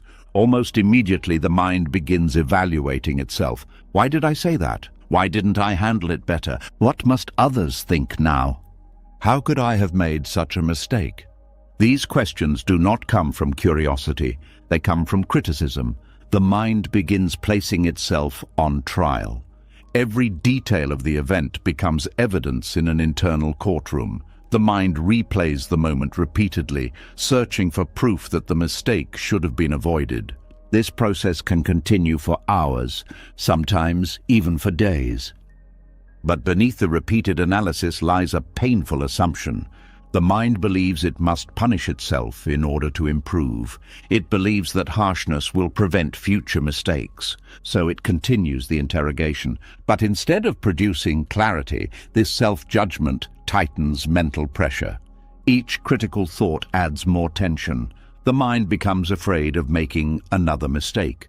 That fear creates even more thinking. Overthinking grows stronger because the mind is trying to protect itself from its own judgment. This is where Buddhist compassion offers a profound shift. Compassion toward oneself does not mean ignoring mistakes or pretending that difficulties never occurred. It means responding to those moments with understanding instead of punishment. When compassion appears, the internal conversation changes. Instead of attacking itself, the mind acknowledges something simple. Mistakes are part of being human. Every person experiences moments of confusion, hesitation, and imperfection. No one moves through life without missteps. This realization softens the mind. The harsh interrogation begins to relax. Instead of asking why something went wrong with anger, awareness becomes curious. What can be learned from this experience? How can growth emerge from this moment? The difference between these two approaches is enormous. Self-judgment traps the mind inside the past. Compassion opens the door to learning. Overthinking thrives when the mind is afraid of its own criticism, but when compassion appears, that fear begins dissolving. The mind no longer needs to analyze every detail repeatedly. It becomes safe to let the moment pass. This emotional safety creates space, and within that space, mental pressure begins to soften. Buddhist teachings often emphasize that the mind suffers more from the way it treats itself than from the events it experiences. Two people may face the same situation. One responds with harsh self-blame. The other responds with patience and understanding. The external event is identical, but the internal experience becomes completely different. The first mind becomes trapped inside overthinking. The second mind moves forward with calm reflection. Compassion transforms how the mind processes experience. Instead of reacting with punishment, awareness responds with kindness. This kindness does not remove responsibility, it simply removes unnecessary suffering. When compassion is present, the mind still learns from mistakes, but it learns gently. It examines the situation clearly without attacking itself. This gentle learning creates wisdom instead of anxiety. Another important effect of self-compassion appears in emotional resilience. People who judge themselves harshly often become afraid of uncertainty. They worry constantly about making another mistake. This fear feeds endless mental analysis. The mind tries to prevent future judgment by predicting every possible outcome. But when compassion replaces criticism, the fear of mistakes weakens. The mind understands that even if something goes wrong, it will respond with understanding rather than punishment. This reduces the need for constant mental preparation. Overthinking loses its fuel. The mind becomes willing to move forward without needing perfect certainty. Self-compassion also changes the relationship with past experiences. Many people carry old memories that continue triggering overthinking years later. Moments of embarrassment, regret, or failure remain active because the mind keeps judging itself for them. But compassion allows those memories to be viewed differently. Instead of seeing the past as proof of personal flaws, awareness begins seeing it as part of a larger human journey. Every person grows through experience. Every person learns through mistakes. The past becomes a teacher rather than a source of punishment. When compassion touches these memories, their emotional weight begins fading. The mind stops revisiting them endlessly. The story changes. Instead of asking why the mistake happened, awareness recognizes how far growth has come since then. The mind becomes more forgiving. This forgiveness creates emotional freedom. The past no longer controls the present through constant analysis. Compassion also influences how the mind approaches the future. Without compassion, the future can feel like a place where mistakes must be avoided at all costs. The mind becomes tense. Every decision feels heavy with consequences. But compassion removes that pressure. The mind recognizes that the future does not require perfection. It only requires presence and learning. This realization allows the mind to relax.